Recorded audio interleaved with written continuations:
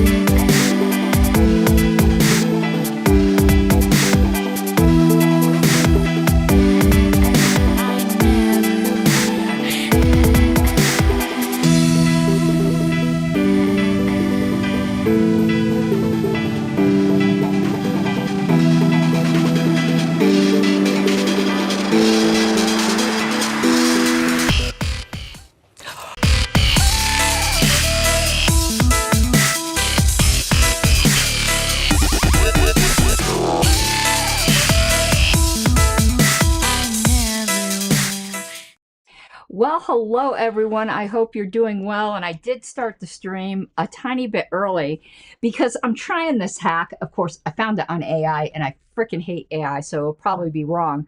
Oh boy, I got some sun yesterday being out shooting and out hiking. I don't look like the cave dweller, such as when I was on the LNC. So I need to look at these instructions because with my streaming program of Ecamm, you can only do this when the stream is live. Again, I want to try to get comments on the screen. So let me see. I'm reading my AI instructions here. So start your stream. Okay, did that. No, I already know how to do that. That's not what all comments. Okay. Open YouTube Studio, okay. Or the live pop out the chat. How do you pop out the chat? So I might not be able to do this. Let me see here. Let's go look at my stream. And how do you pop out the chat? Anyone know?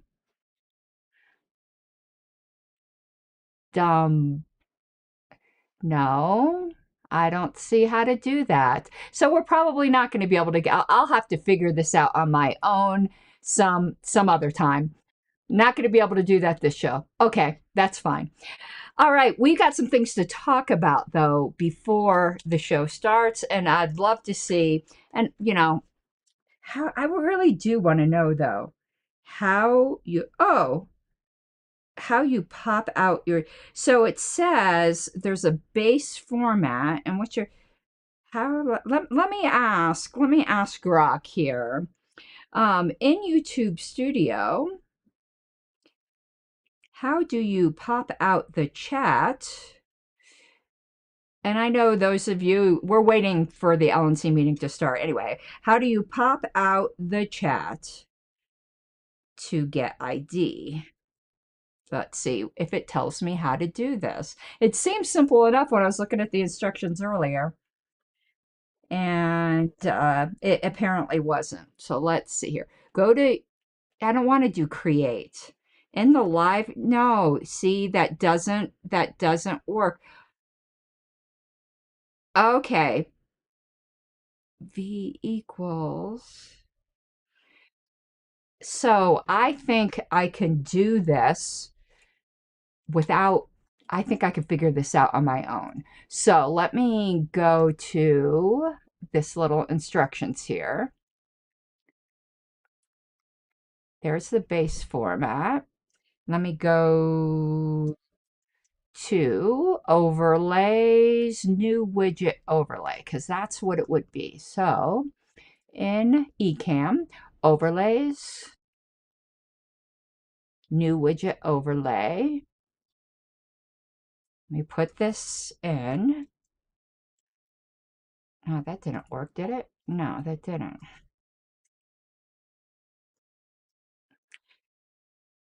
Hold on. I'm going to try this again. Command C. Problem is I go between Windows and a Mac. And okay, now I need my video ID. I think I know where to get that. Let's see, video ID. We're going to see if this works in a minute here. Otherwise, I'm going to need to do some more troubleshooting. But while we're waiting for this meeting, why not? Add widget overlay. Looks like I did it. Somebody put in comments. Let's see if we, if oh, I don't like it. It doesn't scale well. I could probably figure that out though. Yeah. Oh, but it looks like I did it. Okay, well, I'm going to type in my own comments and see if it appears. Test comment, and okay. We figured it out. We figured it out here. And thank you. This is a bad name also. All right, I want to go to this screen here, which is a different scene. And we want to try to log into the LNC meeting to make sure we're not going to have any trouble. And let's see, I'm looking for my confirmation. Join meeting. They may not have started it yet, but I remember last time we had some login problems. So let's see here. We don't want our camera. Let me turn the audio off because last time I was talking shit about them and they heard me. Okay. Connecting. All right, so let's get this set up. And let me share my desktop. So you all should be seeing the LNC meeting right now. You're not going to be hearing anything yet, but you should be seeing it. And let's see if we can add my camera. There I am. I don't like that shape though. I'd like to be in a circle. So let's see if we can do that. And we can. I'd like to make that LNC meeting smaller. I could probably, no, can't do that. All right, we're just going to put me here. Let me see if I can move that LNC meeting around a little bit. Looks like that worked. Okay, now let's see if we could get chat on the screen. Again, this isn't exactly how I'm testing out here, folks. I'm testing out here. How did I do this before? Overlay, new widget overlay. There it is. Okay. Well, we're not going to see much of the LNC meeting. I'm going to have to make this tiny. We'll figure out how to resize this. Oh, that is really tiny. We'll try to figure out how to resize this at a later date. But now I figured out how to do it at least. So we got that. It's not the greatest right now, but it is what it is. Okay. Let me see. I don't think you guys can hear that LNC meeting yet. I want to mute that. Okay. We've got, and I'm going to take my headphones off until, ooh, my hair is all crazy, until the meeting actually starts. And I muted all system audio. So you guys should not be able to be hearing what they're saying. Let me know if for some instance you are, for some reason you are. Boy, is a lot going on with this meeting, and we're going to see how this new LNC works. I'm going to be bringing up some nitpicky parliamentary stuff because I know that you guys like to learn from that. And I want to show you all something that I just learned. I used to mess this up. So this isn't a dig on them. Of course, you know, there's custom, and you don't have to be so nitpicky about the rules. But if you go to Roberts 316, footnote 3, it says the order of business is separate and distinct from the procedure of calling a meeting to order, which is not part of the order of business. And then it goes on to say, blah, blah, blah. For these reasons, it's not proper to list a call to order as the first item in an order of business or agenda, as is incorrectly done. They put call to order on their agenda. I always put call to order on my agenda. But if you want to seem like a Roberts ninja in the future, say, hey, Roberts 316 footnote 3 says you shouldn't do that. We've also seen, and we're going to put the volume on in a minute, there's something going on now. You know, I had hoped Austin Martin would behave himself with this new LNC, but apparently he's not. And about 20 minutes ago, was it? He was asking to have copies of the LNC vice chair race copied to him, shipped to him, whatever it might be, because he wants to do some kind of audit. Those records do exist. I'm not even going to opine as to whether he's entitled to them or not. They actually should have been destroyed at the end of convention. The only reason they get saved, or they've been saved in the future, is so that the secretary can do an audit. The audit can't change any results. It could just point out things in which procedure can be improved. Like one convention, Alicia found out there was a problem with people with a common first name when there were multiple of them and people just putting their last initials. So there were some races where we had a Joe Bookman, Bishop Henchman, and there was another Joe B, and I can't remember what the last name was. But some people were just putting Joe B on the ballots, and you didn't know which Joe B they wanted. So that led to an improvement in procedure. That's the only purpose for an audit. Say you do an audit and you find out that the person declared the winner was not the winner, nothing can change. At the end of convention, it's done. And Amanda's race wasn't even close. We once did an audit of an at-large race where this was Alicia Matson again. She didn't do the audit, a committee did, but she won her at-large race by 1 vote. And there was an audit of it, and it turned out she won by more than 1 vote. We found errors, but the errors were in her favor. But it wouldn't have mattered even if they weren't. But when you have a close race, it's always good to go back to see if processes can be improved. Okay, let's put the volume on, and you know me, I'm going to be doing commentary the whole way. Yeah, I don't like this widget here. It's too small. I'm going to leave it on the screen, but I'm going to come up with another solution. I just didn't want to give YouTube permissions to my account. There was, I think it was Streamlabs offered a chat widget, but I just don't like giving those kinds of permissions. But I don't like this native widget. I don't like this at all. If we could make it really big, it would be better. Yeah.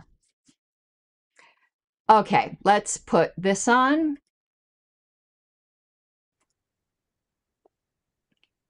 And I don't know if my headphones are connected. Yes, they are.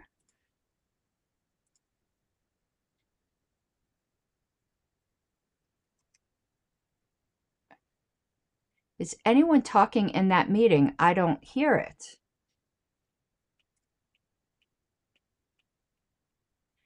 Can anyone look in the LNC meeting and see if anyone is talking in it?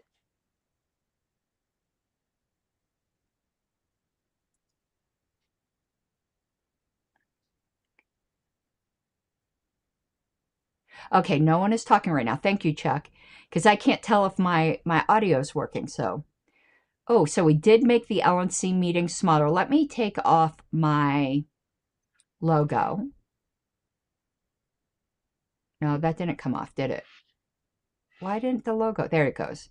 And let's see if we can move the LNC meeting up a little bit on the screen here. Make it a little smaller, because we don't really need to see that, but we want to close my little notes here. And why? Okay.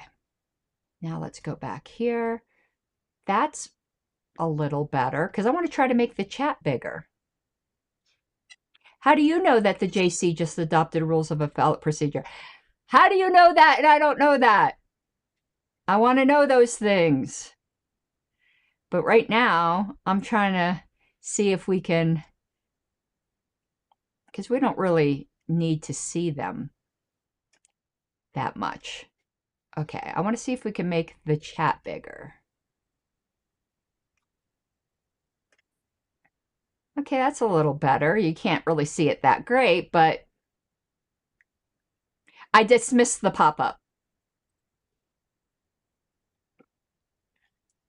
Yeah, we're not going to have this chat next time. I'm going to find another solution, but for right now, this is what we have.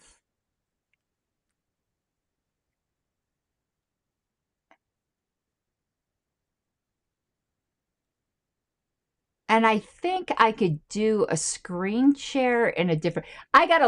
There's all kinds of tricks with Ecamm that I know I can do.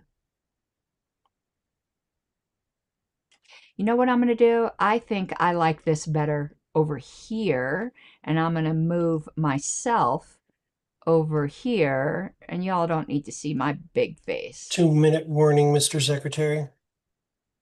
Okay, here we go.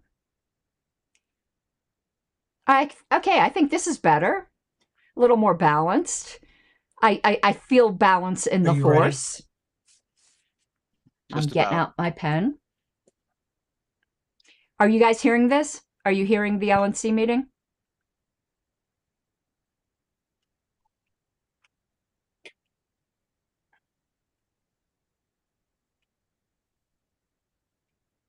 Yeah, I really don't like that native pop-up. It was pretty cool that I learned how to do that on the fly. While we're waiting here for them to start, also I note that Olivia did a common error in the LNC list where she wants to postpone talking about the destruction of the ballots from convention, but she said, can we just table this until next meeting? No, that's an improper use of table. You mean you want to postpone it definitely. Another day in paradise. Okay, we're going to turn that down a little. That was a little loud. Ooh, that's a little loud. You guys let me know if that volume. The monsoon rains to stop, so it's a little more lovely right now. I think it's the volume in my headphones. Something similar down here, kind of flooded for a couple of days. We just had torrential rain, but I wasn't in town. I was in St. Martin, so I wasn't here to experience it. But I saw videos of Mustangs getting flooded and people abandoning their cars. It was crazy. St. Martin, look, man, I know you like me, but you don't need to address me that way. St. Martin. Hey, Richard. Stupid. Your name's spelled wrong. Well, look at that. I mean, we'll help the government not. Yeah, that's right. Can you guys hear me okay? All of us. Yes, Mr. Shaw. Thank you. As long as the phone number behind you is correct, we're cool. It is. Indeed.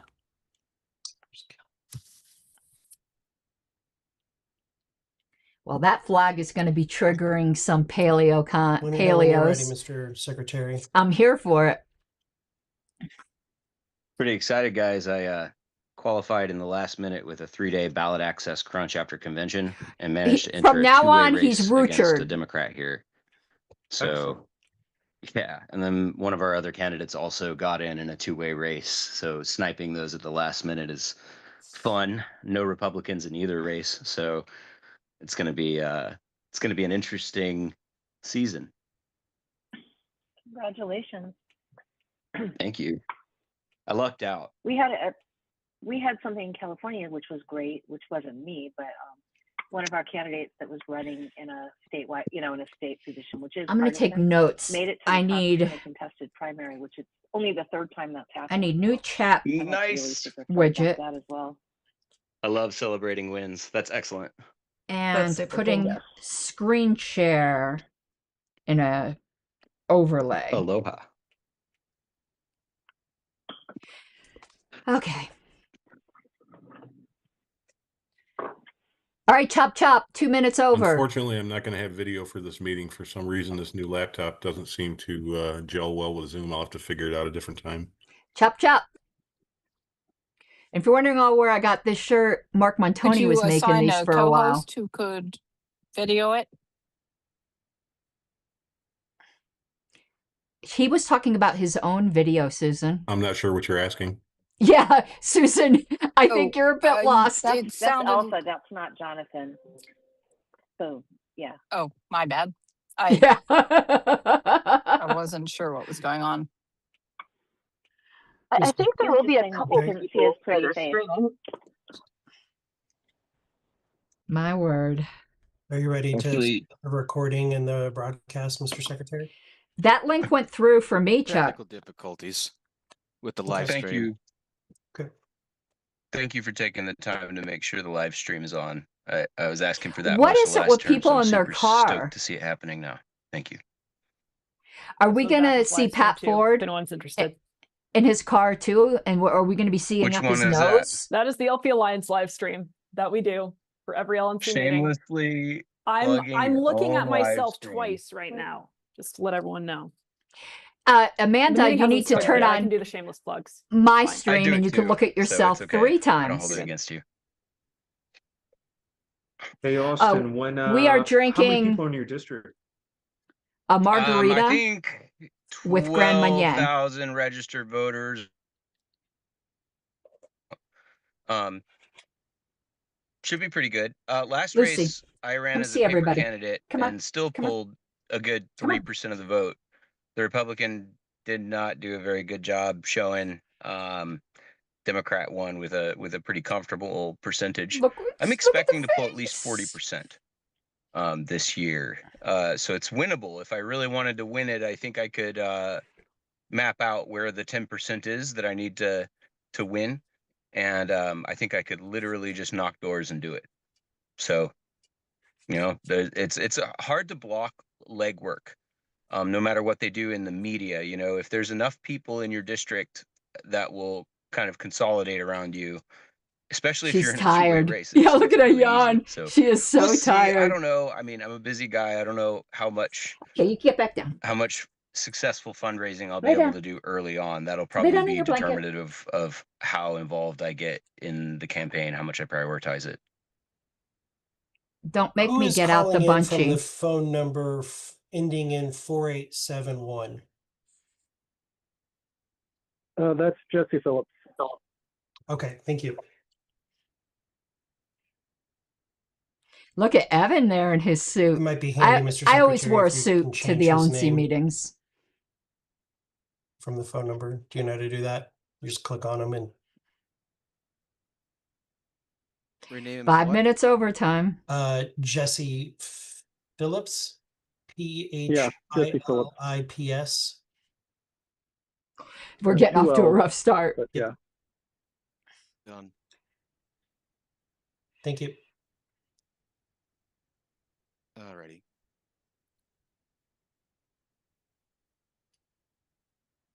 So, Mr. Chair, am I just stupid?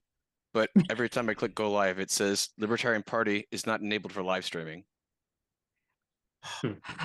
Okay. There was we're a gonna have to problem get with before. staff about that again. I apologize. We ran a test and it worked for me the other day.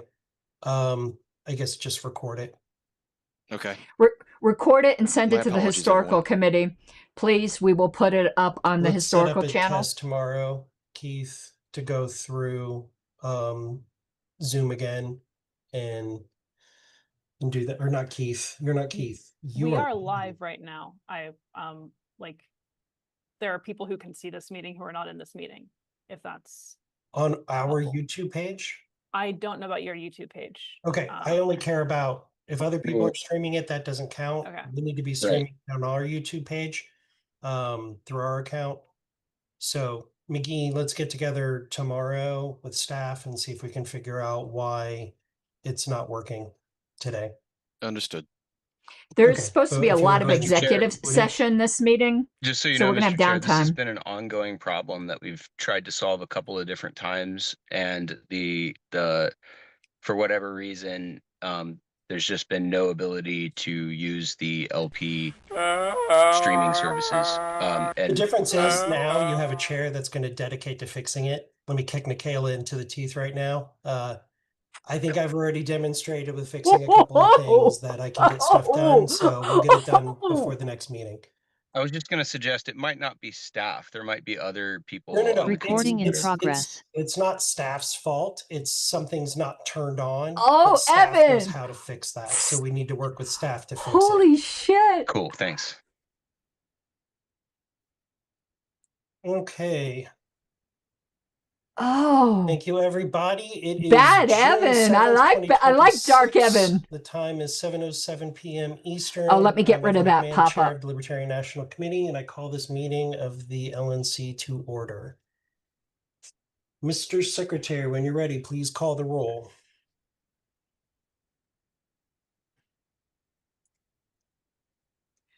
Ooh, that man.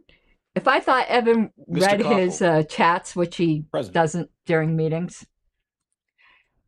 I don't think he meant it to sound like it did. Mr. Hirsch. That was just Here, funny. Mr. Hirsch. Here.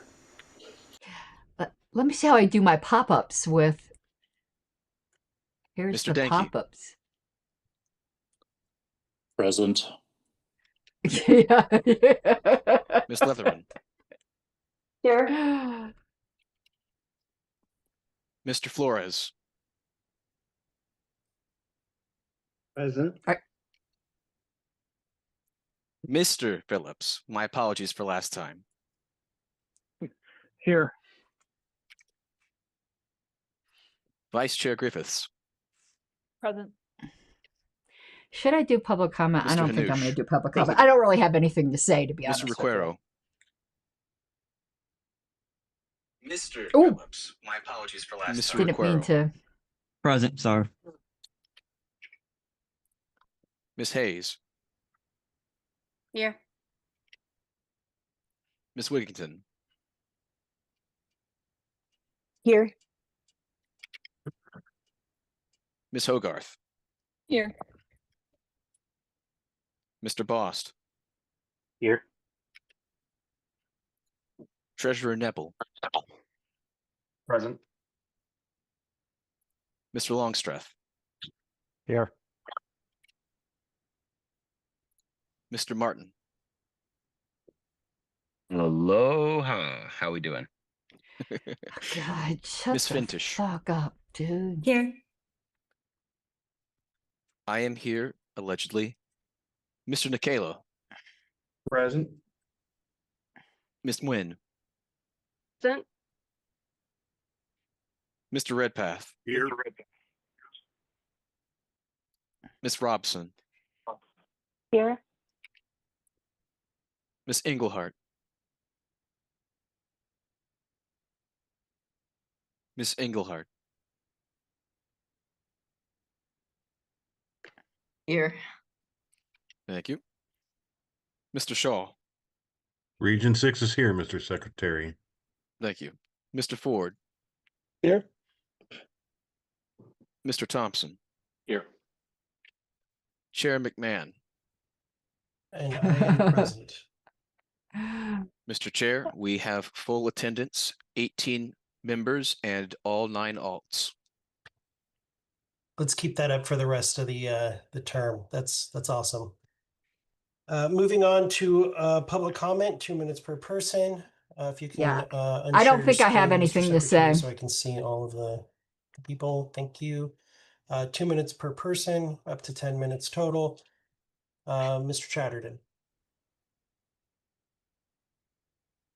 Thank you.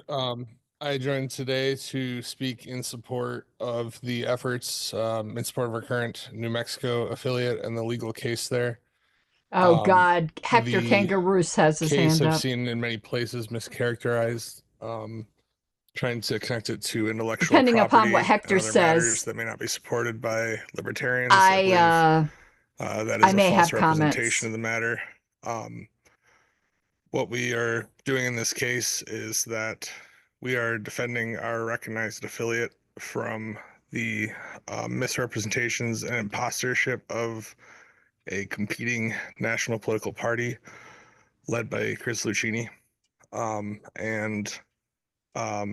This body Names has a shouldn't be duty mentioned. to its recognized affiliate that we have Names shouldn't be mentioned spent like a great that. deal of time and money to support and to get spun up after the former group disaffiliated and chose to stop affiliating with the Libertarian Party. And in doing so, chose to stop using that name. So we've seen that this use of the name has been used as a tool to damage the party. It has been used at a time when it could be deployed to maximum impact. And we're now seeing that people who potentially we have get the been point. helped to attain their current positions to be in a position to vote now on whether or not those protections of our name and our brand TikTok. and our affiliate should be kept going. So I hope that everyone on this board will take very seriously what their fiduciary responsibilities are to prevent fraud. Harambe again, says, bye. Misrepresenting yourself as the Libertarian Party. It's just me, or does he is sound a high? I violation mean, of the I don't mean non-aggressive that as like an principle. insult, It's but he misrepresentation sounds and, he sounds Mr. baked. Chair, we're at time. Thank you. Your time. Dana Carver. Hi, I am here to talk about the same thing, only on the exact opposite side.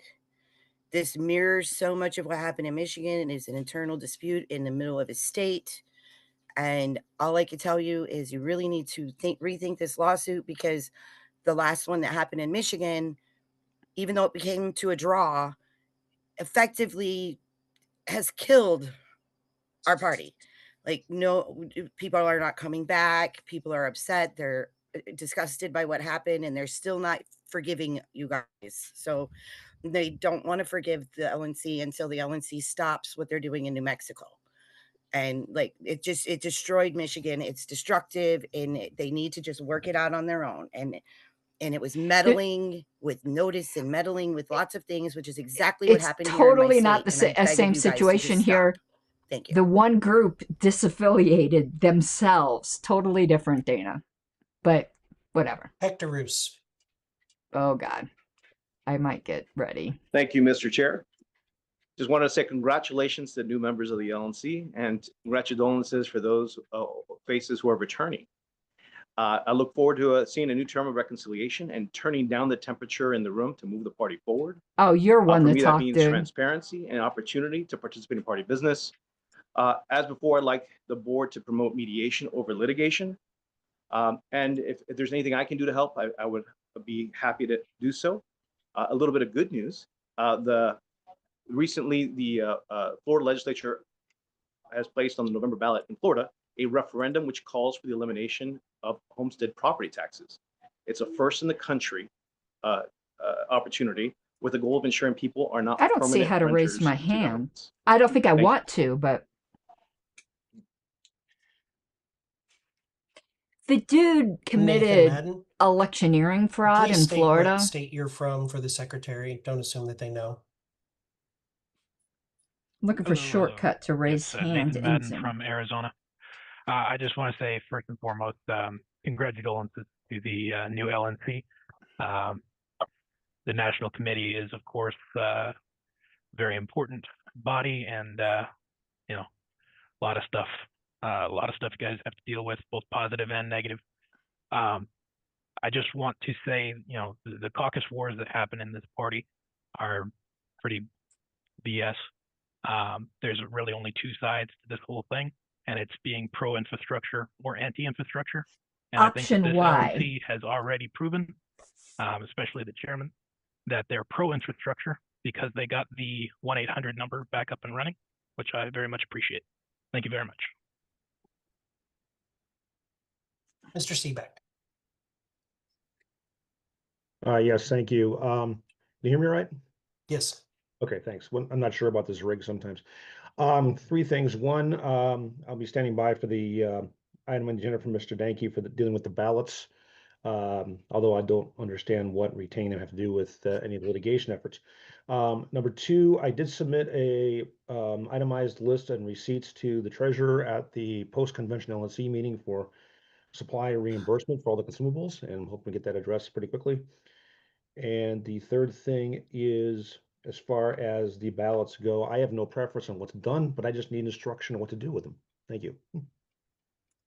Pausing time for clarification. Actually, you gave them to me. I need to submit them to the treasurer, and I have not done that. I apologize, Mr. Seebeck. Okay, thanks. Next, Mr. Lutz. Hey, Daniel, Colorado Daniel in Lutz, the house. Colorado. I would speak in favor of mediation over litigation, particularly when dealing with libertarians, despite what some assertions would be. Mr. Lucchini is a libertarian, has been for a long time, a lot longer than even some people on the LNC. If this can be talked out and worked out, I think it should be. Litigation should be focused more, in my opinion, on the unlibertarian or non-libertarian entities that have harmed this party. For instance, the embezzlement of tens of thousands of dollars from our personal account or our party's accounts, or the misrepresentation and use of libertarian in this wholly insane idea of libertarian nationalism. Please tell me what lead pot they're drinking out of for that one. Thank you. Dr. Phillies. Yeah, Chuck, I looked for very that. briefly, And I with could, respect but I got to New the Hampshire, it is I got the shortcut. 2026, not 1972. We are not desperate to have an affiliate everywhere, especially in states where the affiliate would have very little direct political influence. I strongly urge that you wait patiently and see what group demonstrates it as a real political party by running real libertarians as libertarians, doing libertarian organizing and fundraising, and all of the other things you expect of a real political party. And it will be obvious who are the real libertarians and who are not. And then you should choose who to recognize, affiliate with. Thank you. Agree with George. Mr. Tone.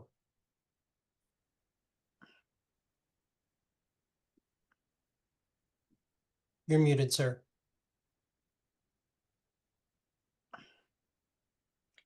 I like him Bryce. best this way. Bryce is much more enjoyable this way. Can you hear me, Evan? Yes. Okay. Couple things. First, I would strongly encourage that this LNC vote down Mr. Danke's proposed motion to destroy the convention ballots. That is so. Let's look and see what Robert says. I addressed this concern with him in the region chat, and unfortunately, I've kind of been ignored on that front. I just don't see the rush in destroying the ballots, especially with recent potential recordings that have come up involving members on this board, the Judicial Committee, discussing how to direct people to vote on certain matters. Secondly, I would ask that you guys continue to defend our affiliate in New Mexico. This is not a case of libertarians suing libertarians over nonsense. Mr. Lucchini has been given ample opportunity to attempt to reconcile. He's made no effort to do so. He is on an opposing party's board, which existed literally to damage us. I see no reason to not move forward with that, and the consequences of turning back could be disastrous. Thank you. Thank you. I believe that is time on public comment. That is correct. I technically had like 1 more minute, but Well, then I'll recognize I'll recognize Starchild from California. Starchild. Shit, I wanted to say something. Thank you, Mr. Chair, and thank you to the LNC. Please do allow people to public comment, not just the beginning of the meeting, but throughout the meeting here in my city allows public comment on every single agenda item. And if the SF Board of Supervisors, the government, I hope can do a somebody better job moves at to transparency than we allow can, me to that's be pretty heard. shameful for us, I think. Please make sure that there's no secret meetings happening or secret conversation lists. The LNC has a tendency to create other lists and use them that are not public. This has been an ongoing problem. Also for these electronic meetings, have the chat on so people can talk to each other. I noticed the chat is not on again. And please, good start is let your own members, your alternates, fully participate in meetings. It has happened historically, but it doesn't seem like it's an automatic. Yes, Jack, it is. Been fully integrated into our culture. I agree with the no rush on affiliation in New Hampshire.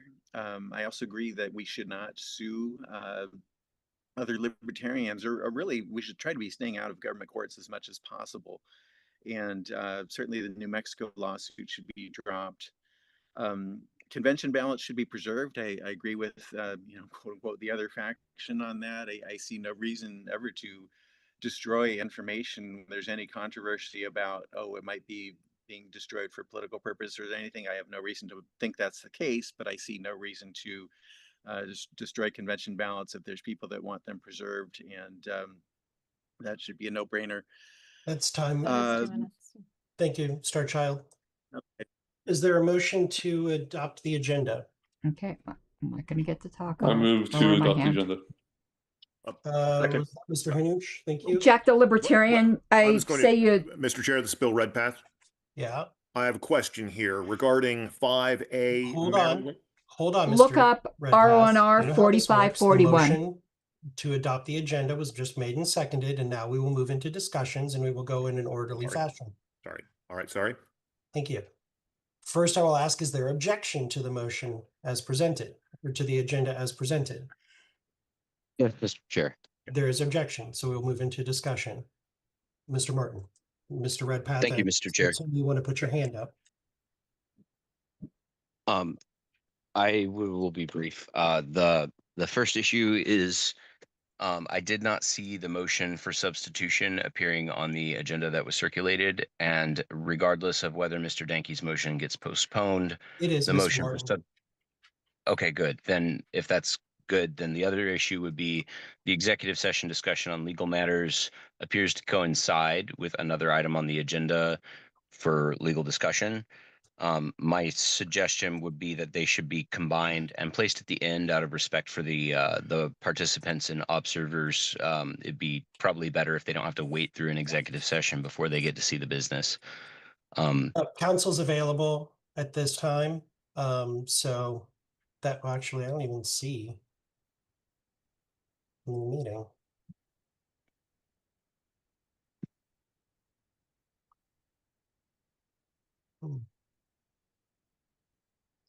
I just further would like to thank everybody for their participation, and I will go ahead and leave it at that. So are you making a motion, Mr. Martin? No, just clarifying on my objection since I was recognized. Okay. Oh, I'm sorry. You know what? I could make a motion to combine those two items for the purpose of consolidation so that we don't have redundant agenda items.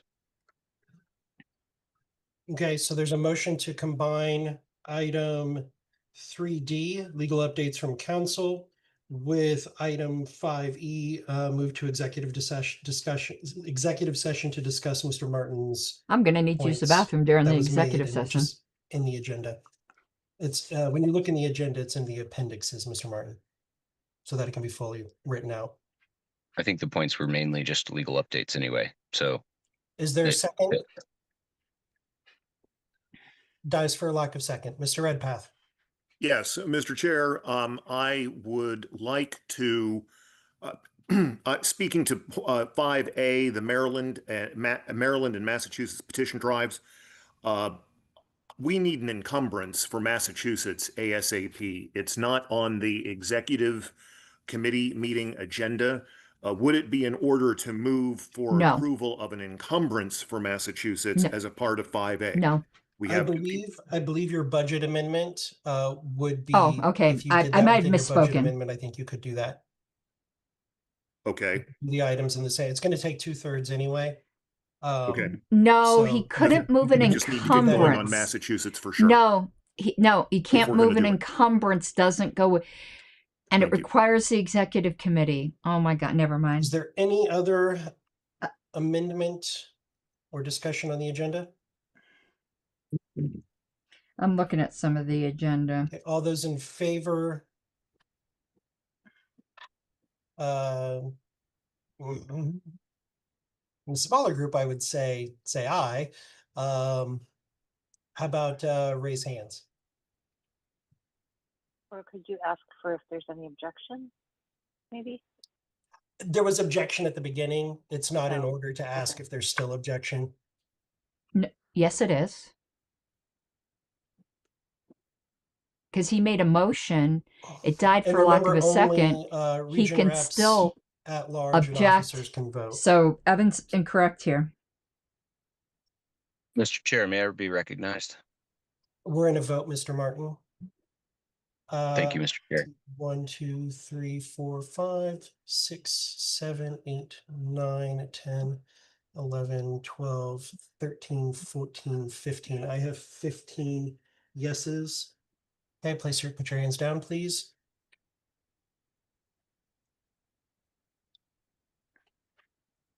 Mr. Redpath, put your hand down. Thank you. All those opposed to the adoption of the agenda, raise your hand.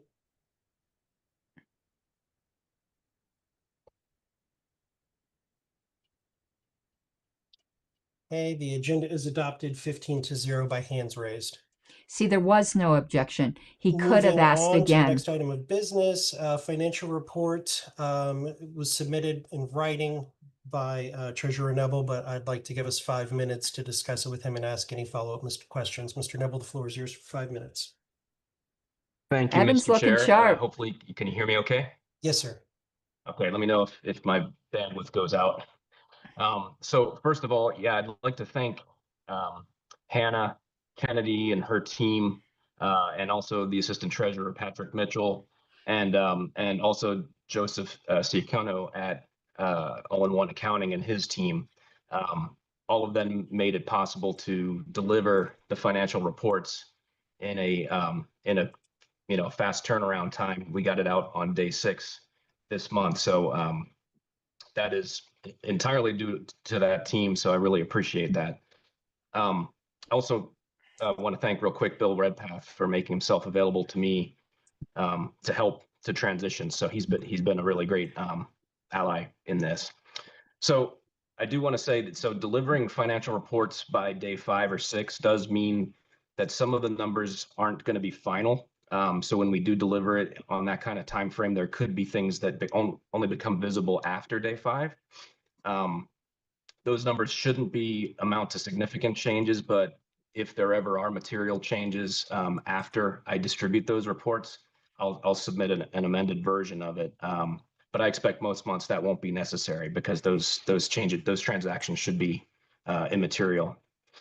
So moving to the results for May, convention numbers aren't final yet. So we do expect some activity related to the convention to show up in June. But as of now, the tally on it was a loss of $22.5 thousand.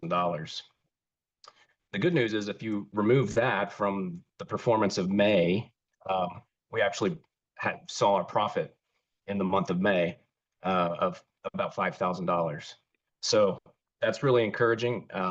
We do have a loss year to date still. And you may remember the budget that was passed in Dallas at the Dallas meeting. We have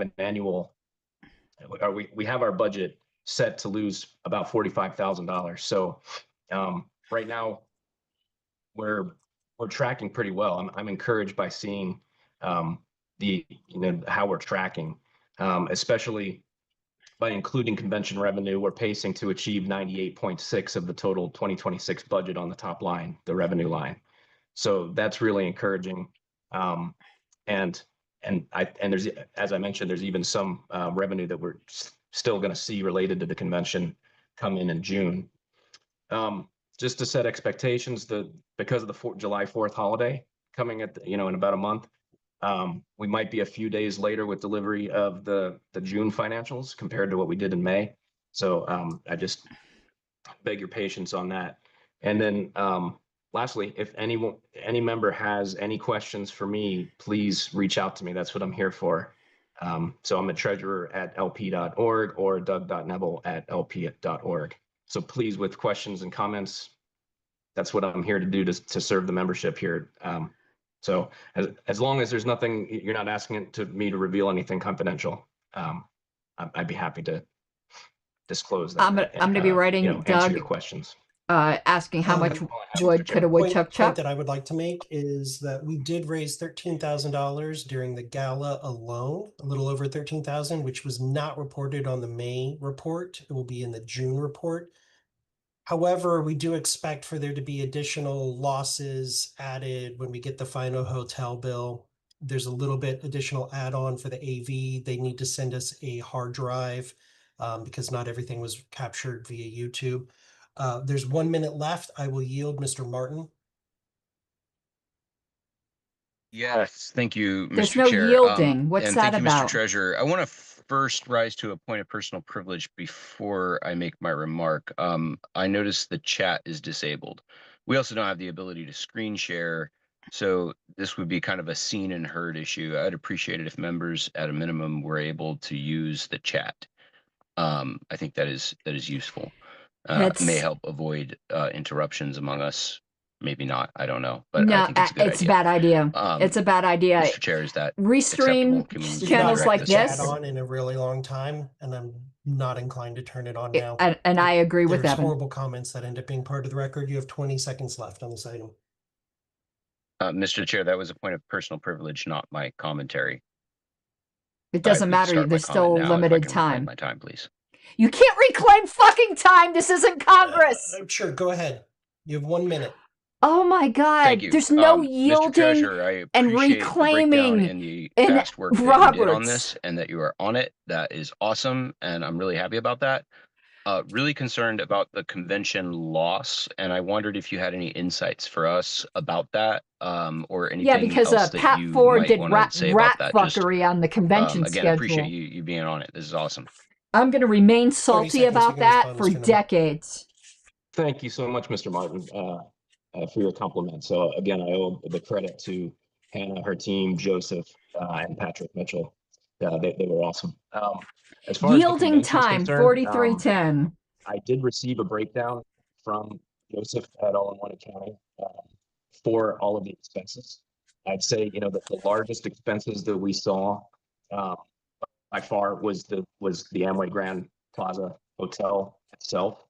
And then, like Matt said, there's We'll probably read that gonna be when we some, have a chance. extra charges that come in on that. The AV was another large expense. So I don't have visibility right now to see how that compared, like if there were budgeted amounts for each of these line items, but it's really, I guess, just the most simple way to put it is expenses exceeded revenue. But yeah, I mean, I'd be happy to sit with you one-on-one, or if there are others interested to We are at time. a little bit more. Yep, time. Thank you, Mr. Treasurer. I would just say, when the final report comes, that's from the Convention Oversight Committee. Thank all Pat the budgeting Ford. is done. I think that's when we'll know where things Thank is in fell quotes. apart, financially. Next is staff reports. We would be recognizing In a special Executive meeting. Director Oh Dosbach my God, in right a special now, meeting, you but don't he's do unavailable. that. He did submit a written report. If you have any questions about that, you can reach out to him about it. It was a very nice report. I think it was nice to see one, what all staff is doing, but also what staff actually does. It's really easy to just dismiss staff, but seeing what they actually do. We have meetings every day but Monday. And so, yeah, if you have any questions, please reach out to Executive Director Dosbach about that. Again, please remember, go to the chair or the executive director. Don't go to staff. Let the chair or the executive director be the go-between. That way staff can stay focused on doing their job. Next item of business is the Convention Oversight Committee report update. Well, we don't expect much. It's a standing item. Mr. Ford, you have the floor for 2 minutes, sir. Sure, thank you. Let me explain how the process begins, because this is the second stage of the Convention Oversight Committee's work. Over the Let me past 2 or 3 explain. days, You fucked up the a variety of convention. vendors to the convention have started to reach out to us with their interpretation of final numbers. That could be everything from the hotels to the catering expenses, issues like that, issues surrounding speaker expenses. That's when this all comes to bear. We've actually only heard from the Hyatt, and actually we haven't seen numbers yet. They've requested a meeting. Hannah has been out all week, as she deserves vacation, and starting Tuesday, those meetings will commence. At least we're The not chair will seeing have up his complete nose. transparency of that. Let's And thank God for the to little his point, things. he's right on target. The final numbers will be the final numbers. This will not be a multi-month process as it's been in the past, but it will be a few weeks because everything is negotiable, and I'll just leave it at that. But the real process begins now in terms of adjusting for costs and actually doing the reporting of the final statement. So I look forward to working with Mr. Neville and the chair on that, as well as Mr. Dosbach and Ms. Kennedy. It will be an involved process for a couple of weeks, not a couple of months, a couple of weeks. But when we get those numbers, they'll be submitted to the chair for his review, and ultimately all of you. So folks have questions on that? I'm looking Again, at comments I on appreciate everyone's LPLIs support too, in the see if run-up to the there's. convention, everyone's hard work during it, and we'll elaborate more on that in the convention as report, as well as some suggestions moving forward as a body as to how we should be addressing conventions, because I think there are some philosophical and operational changes that need to be made. So I thank all of you, and if you have any questions, feel free to call me directly. I'd rather not have back and forth and hearsay. I think all of us want to present professionally final numbers, not interim numbers per se. Thank you. You rat fuck the schedule. Because she hasn't already spoken, I'm going to recognize Ms. Hayes first and then Mr. Martin, if that's okay. Ms. Hayes. Hi, yes, I just have a couple of questions. Can you guys hear me okay? Yes. And these are very, Mr. Ford, you don't have to be nervous. These are very just generic because I'm new and really only have state conventions to compare it to. So I have two questions. Is convention loss on the national scale normal, even just a little bit historically? And then two, is it normal for the host hotel to want a meeting post convention versus just like sending an invoice? Sometimes. Okay, no, they're great questions, actually. There have been wild swings in the past 20 years or so that I've been in around You the personal failed. party. There are conventions where Own it. Amazing Own amounts it. of money were made. Own it. You know, I go back to Reno, and money was made there. Own and you it. had a full house. In terms of meetings, that's it. By the way, this wasn't the host hotel. This was the Hyatt hotel that reached out for that. The individual who runs reservations for the Hyatt, I'm sorry, the host hotel, the Hilton, actually was on vacation the week of the convention. So that probably accounts not for hearing from her just yet. So Yeah, no, those are Jocelyn. excellent questions. He needs to and be it really depends. far away from the Well, COC. when it all comes down to it, projected attendance versus how many people showed up. And that will have a significant impact this time around, which is again why I think the next committees will have to really redefine how we approach conventions. Yeah, and not the way you just did. It's the same old, business. same old. There's been some phenomenal successes over the years with And yours with wasn't one conventions, of them. and they've created surpluses, and that was ultimately the hope here. Again, we'll see what the final numbers are. They're going to suck. Mr. Martin. Thank you, Mr. Chair.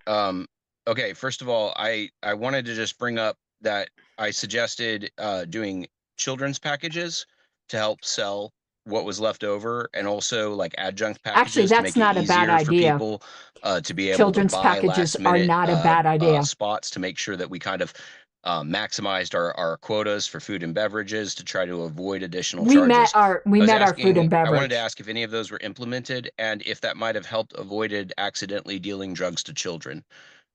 putting drugs in the bags for convention delegates without respect to their, like, whether or not they're 18 shut the seems like a pretty big oversight issue. And I'm wondering if you've taken any steps to correct this or address this issue. And if so, could you tell us what they are? Sure, Well, we let's- are at let's- time, but I feel like you should be able to answer. I will let Mr. Ford answer the question. Thank you, Mr. Chairman. First of all, the Convention Oversight Committee met for months with significant input from a variety of people, both formally on the committee and outside, and a wide variety of, I'll call it generations. I say that kindly because I'm one of the older one. In the last 90 days, the convention. I know y'all can see this, but it doesn't I can matter. tell you that I and a few other people, Mr. Dar, and supported by the efforts of Drew, spent multiple days a week selling the convention. And the meetings were well publicized and on a weekly basis and open to all. That week of the convention, when people started showing up, we set up a special sales line so that everyone registering for the convention literally would be approached by myself, actually, personally, to sell additional packages. And I think on the opening night of the convention, we sold close to an additional $9,000 worth of packages. Briefly, Mr. Ford. I tell you on a personal level, every effort was made to sell Chef's kiss, Evan. including tens of thousands of emails about the training, which ultimately turned out to be successful. I'm not going to hint at it. A lot of folks worked incredibly hard to do this. And you worked incredibly hard to fuck up the schedule. Would you like to have Mr. Martin, Mr. Martin, no back and forth. Mr. Redpath, I'm perfectly capable of running the meeting. Gotta keep this. All right. If I conclude, I take personal responsibility for everything that went in that package as the chair of the Convention Oversight Committee. You take personal That's all I'm gonna say on that matter, and we'll have more detail in responsibility the for report. fucking up If the folks want convention to politicize schedule. this as opposed to actually having helped out, that's their choice. We're libertarians. If folks want to sandbag people at meetings as opposed to simply giving a call, or, actually, you really didn't, but that's okay. Yeah, I If did. Mr. Martin. There would have been no drug dealing to children if you'd Mr. listened Martin, to me. bring yourself to order. Yes, sir. Thank you. Mr. Ford. Finally, in conclusion, if folks want to call me, that was time, Mr. Ford. thank you very much. To the next item. I am looking, give me just 1 second here. I don't believe Mr. Hall has made it into the meeting yet. Apparently he thought he would get a phone call. So we're waiting for him. And if you can pay attention, Mr. Secretary, to let Mr. Hall in the meeting. Is there any objection to skipping ahead to item 4A, discussion on committee appointments while we wait for Mr. Hall? So moved, The Mr. Chair. memes were Just fire. without objection. Okay, hearing no objection, we'll move on to the next item. And we will come back to legal updates from council when he's in the room. I was at the unconvention, Jocelyn. Discussion on committee appointments. I've had lots of people reach out that they didn't get the emails. There was a lot of confusion. A lot of people applying for committees, thinking that like ballot access and convention oversight are not committees that are going to be filled right now. They're not filled until a later point. Convention related committees such as bylaws, credentials, and platform, or bylaws mandated filling, which is later, closer to convention. So there was some confusion, and a lot of people wanted to apply, didn't apply, or applied very, very late. I don't think that any of the current committees require immediate attention. So they do not. With the indulgence of the body, I'd like to have staff on Tuesday send out a new round of emails to extend the time. If there's, I would like to do 14 days. That way we're pushing up to our next meeting. Give it a little extra time for people to submit good applications and seek other people. As a reminder, LNC members, if it's an LNC appointment, you can submit an application if you want, but you're going to speak to it and be nominated in the meeting. Maybe you don't have to unless you really, really want to. But other members, please, when you see that email, please respond and take the survey, fill out the application. If you don't receive an email by Wednesday, please reach out to info@lp.org and let them know that you didn't receive it. Before you do that, please check your spam, promotions, junk, all the other weird folders that you may have from your email provider before doing that. Is there any questions about the committee appointments? Mr. Bost. Yes. I believe it's going to be the case that platform bylaws and maybe credentials won't be selected until closer to convention. Can you confirm that? Yes, that's what I just said. I'm so very sorry. Thank you. That's okay, Mr. Bost. I'm Mr. loving Martin Bad and then Ms. Evan. Griffiths. Okay. I'm loving Evan. Yeah, I wanted to, and this will probably be better addressed to council. Sorry, I mean, I guess he couldn't be troubled to join us on time, but I think we should ask about potential conflicts in committee appointments. For instance, appointing someone that might be an adverse party at law or has recently been an adverse party at law might be a fiduciary violation. And we've really gotten no guidance about this sort of thing despite multiple requests. So I just would like to know that the decisions that we're making are sound and not going to open us up to some kind of liability down the road. So it'd be nice if we could get counsel to actually answer that question instead of ignoring it. Thank you. I think insulting and defaming counsel as a sitting LNC member could be a liability. So I do think that it's good to have that extension. Is it then, however, the plan to make these committee appointments or have a discussion on these committee appointments at the next meeting? Because it should, in my opinion, be done in a timely manner. That would be the intent. Oliver is there for the July meeting. Thank you. I have Mr. Secretary and then Ms. Hogarth. I would just like to inform everyone that Mr. Hall is in fact here. He joined just before Mr. Martin's comments. Yep, I can see him. Ms. Hogarth. When the committee applications were sent out, when they were received, was an acknowledgement email sent for each one? Nope.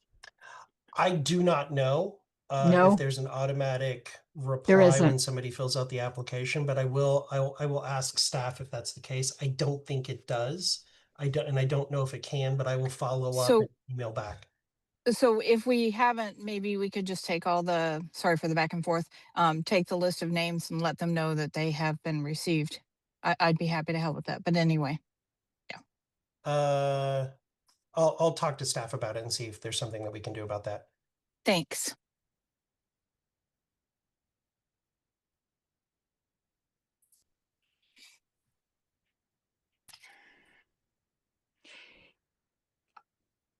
Jonathan's just he's moving into the role. What I would do as secretary is I would do that personally. To item 3D, legal updates from council and executive session.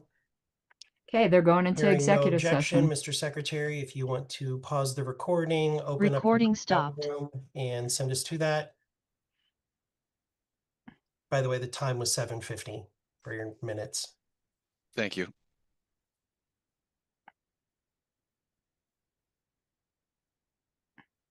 And then you can go ahead and form the breakout room. I would ask, I don't know if you have somebody picked out, but I do believe Ms. Harlos is in the room.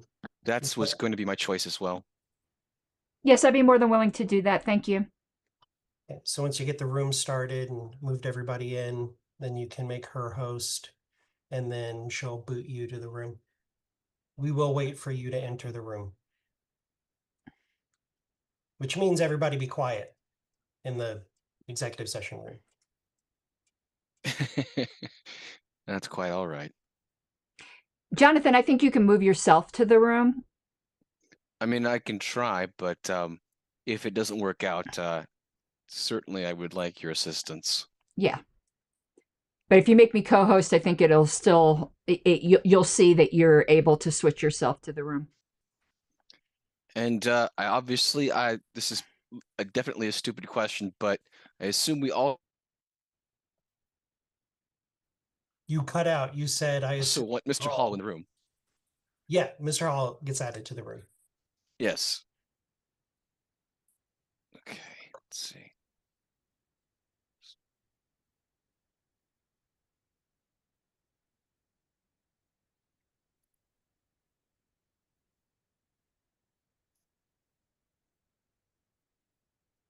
One moment. Everyone, Mr. I have Chair, the screen may I be bigger recognized?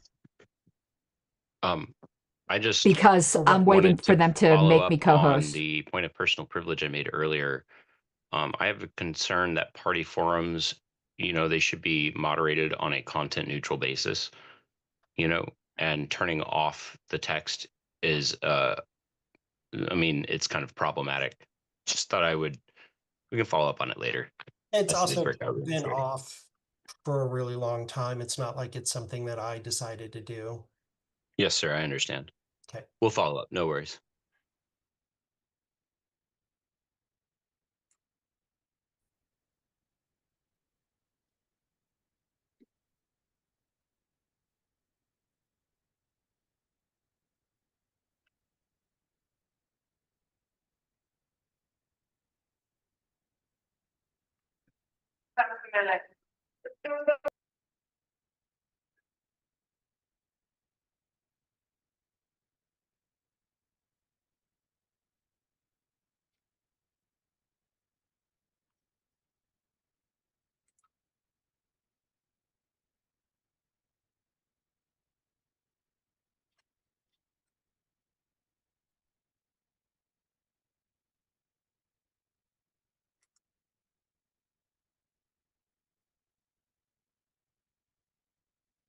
Just FYI, Jonathan, I haven't gotten the co-host request. Okay, I am now. All right, got it. Yeah, I was right on it. Sorry, this is my first time doing this. Please be patient.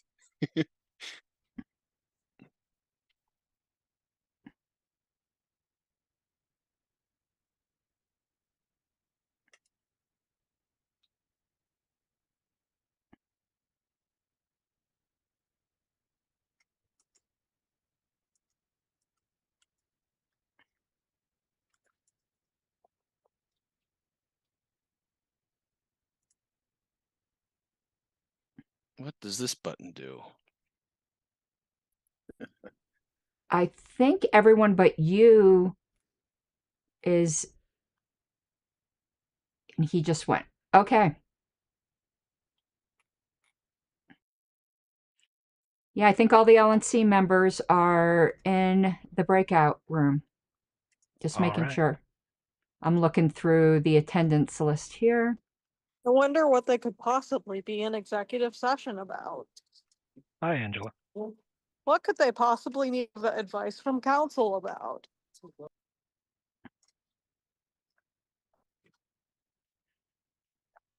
I'm severely dissatisfied with Evan's answers as to why the chat can't be on. Yes. I just can't Dude. wait to read the whatever's filed for Jeremy's lawsuit against LNC. Because I love reading legal court papers. Yeah. I'm okay with Evan's answer. There should be an LNC vote on that policy. The I don't. Back on the I don't. side of the room. At no point is the chat within the meeting considered part of the record. So I don't agree with him. I don't agree with him saying because of the live stream. The live stream would sometimes include the chat. The majority could order that it be turned on if they so desire.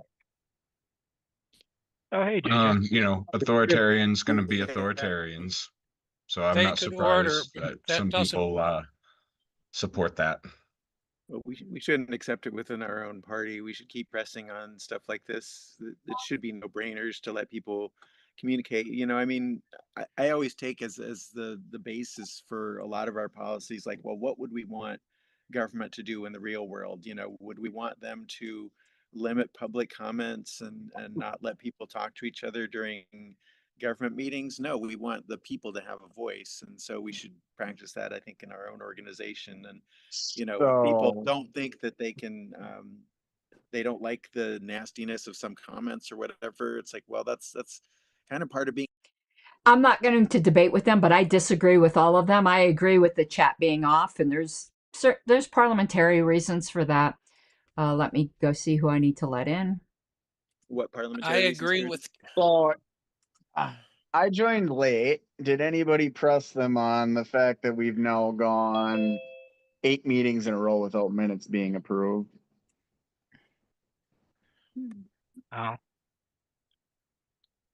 Are No. there outstanding minutes right now that have been Yes. publicly noticed? And The last 7 meetings worth of the previous term did not have their minutes approved because they got tabled at the last regular meeting, and then at the first regular meeting for this term, they didn't even have minute approval on the agenda.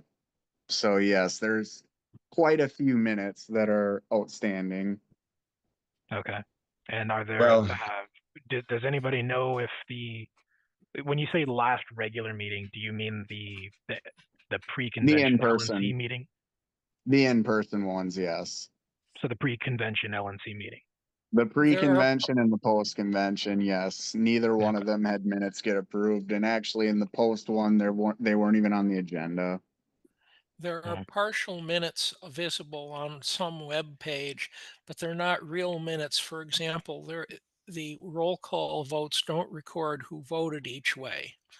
With respect to the chat, I have this unpleasant memory of attempting to listen to a meeting, and some character decided, I gather the phrase is porn bomb via the chat. So it was a little difficult to tell what was going on.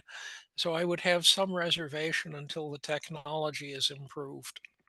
Can't people just be if I kicked out may, if they're saying things? if I may Totally rebut on that. topic or whatever. There is some very strong reasons for why the argument of unpleasant things, nasty things, disgusting things, things that we don't like, being a, well, piss poor argument for censorship. And that primarily being the reason of what is required to sacrifice in order to win something like free speech. I admit this is not a government institution. This is a private organization, and yes, it is within libertarian philosophy that private institutions have a right to set their own standards for conduct. However, as has been presented time and time again, we are trying to influence the government to act a certain way. We should present ourselves in that way first. And as someone who has sacrificed and had friends who have paid the ultimate sacrifice in the idea, if not in service, in the idea of that principle, I find it offensive that the party that presumes to stand for that principle would seek to shut it off, and many of those who have never served are the first ones in line to turn that principle off. Thank you. If I may just note something to Mr. Philly's comments, that was not due to the chat.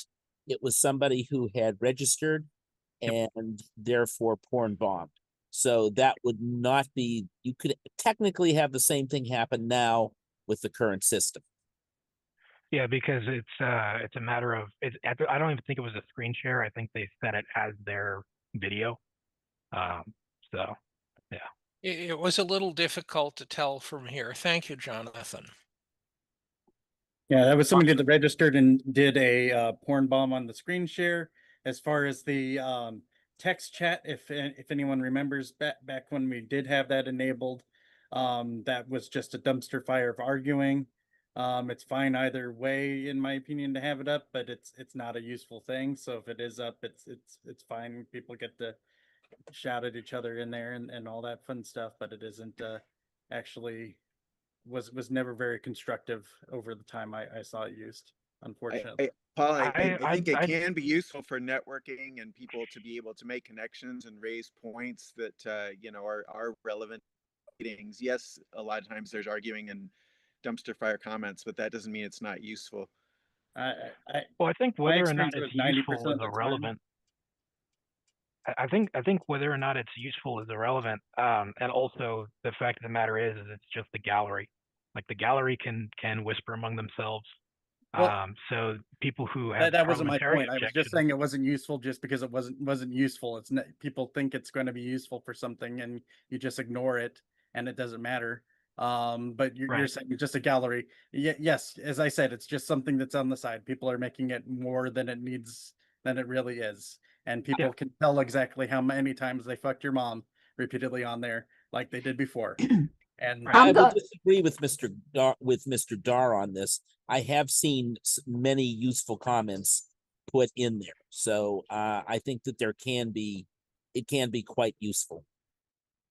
I'm going to take the. Yep, that was me that said that, Jonathan. But in practice, it hasn't been. That's Right. the thing. I mean, as much as I love being called all sorts of slurs and names and having my mother disparaged in the chat, it's really more of a distraction than anything else. I understand why it's turned off. I also empathize with people who want it turned on, which is why I love that there are other entities that are streaming this meeting that allow for chat during the meeting. That seems to be a more productive method of chat. I will say, as somebody who has decided to sit through a couple LEC meetings for the Libertarian Party of Michigan, I completely understand why it's off. Okay, since People it have been- seems like a bunch of hold on a second. Since a bunch of people want to talk, and Mr. Roos has politely raised his hand, and it seems like there are multiple people who want to talk, maybe we could do like a raise hand thing so we're not stomping on each other. Hector? I love spontaneous order. Thank you. Hey, good evening, everybody. I just had a quick question for all the parliamentarians in the room. Doesn't a motion to go into executive order need to be moved and then voted on before they can go? I didn't hear. Yes. It can be done by unanimous consent. But I assume that nobody objected, yes. right? Yes. Okay. That's how generally it's done. Dana?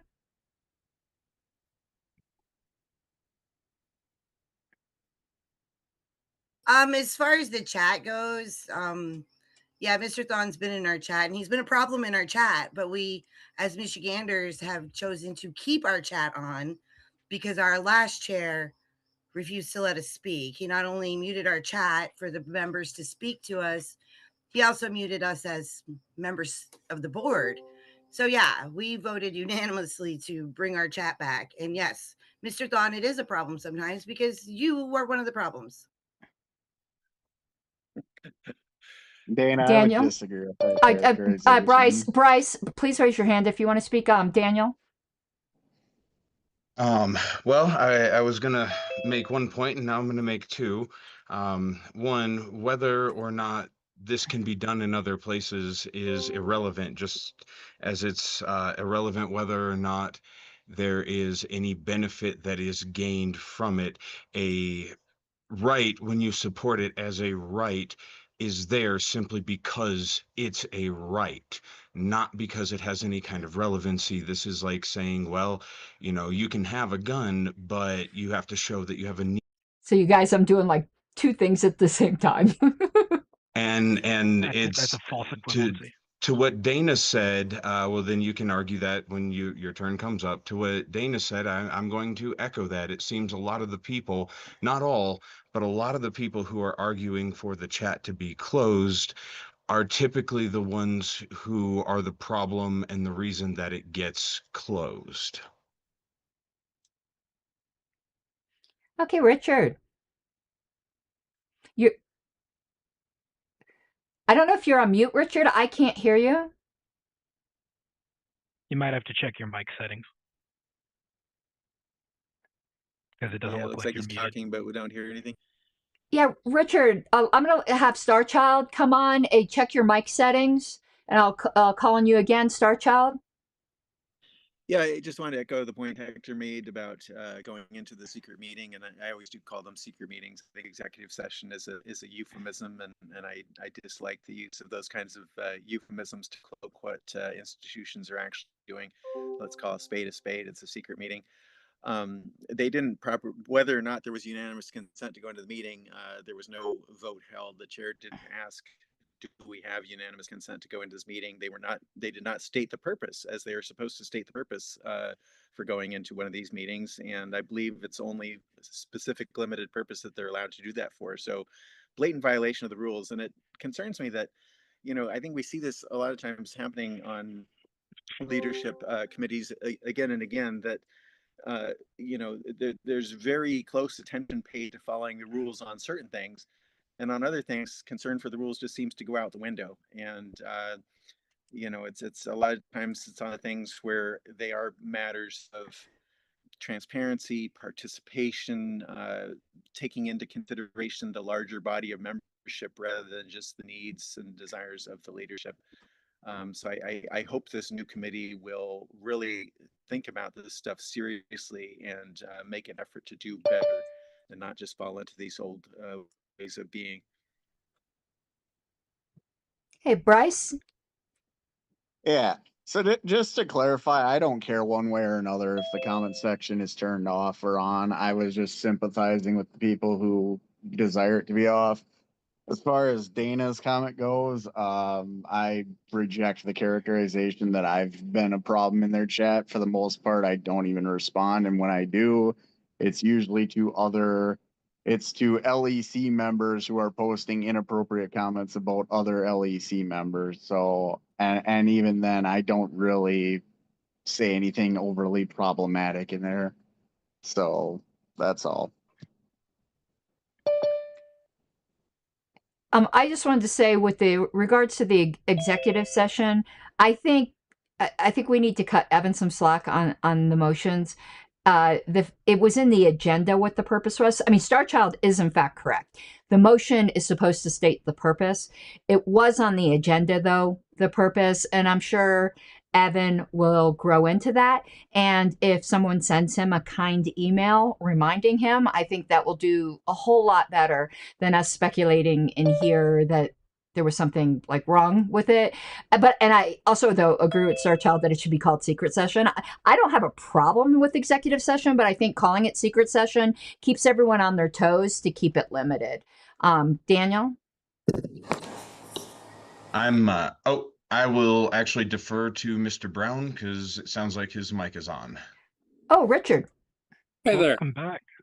Well, thank you. Don't know what happened a while ago, except I was using a new pair of earbuds that my wife gave me instead of my Apple AirPods, and I could hear fine, but apparently the microphone wasn't working. Anyway, it was no big deal. I just wanted to agree with JJ when he answered someone's question about going into executive session, and normally there would be a motion to go into executive session, but it's not required. It can be done by unanimous consent. In this case, it was on the agenda. They knew they were going into executive session. We knew they were. They were just waiting for the attorney to join. And I would say, in essence, they did it by unanimous consent, and it's no problem. So I see no issue there. As far as the chat, I enjoy the chat. I like for it to be turned on. I understand why they turn it off sometimes, but I do think it's a decision that the entire LNC should make rather than just the chair. But the chat can be abused and does get abused sometimes. And if you're in a meeting, if you're on the LNC, the chat can actually be very distracting. That's it. Okay, Daniel. So apart from the philosophical reasons that have been debated thus far in the chat, I was actually curious about Karen Ann's said she had a parliamentary argument, and I was quite curious to hear what that was. Sure, I'd be glad to say that, because I know some people not going to like this, but when I was bylaws committee chair, we had decided to turn off the chat. That was before the LNC did. And here is why. Committee members who only are supposed to get to speak twice on a motion for up to 10 minutes per Roberts, they then take to chat to debate.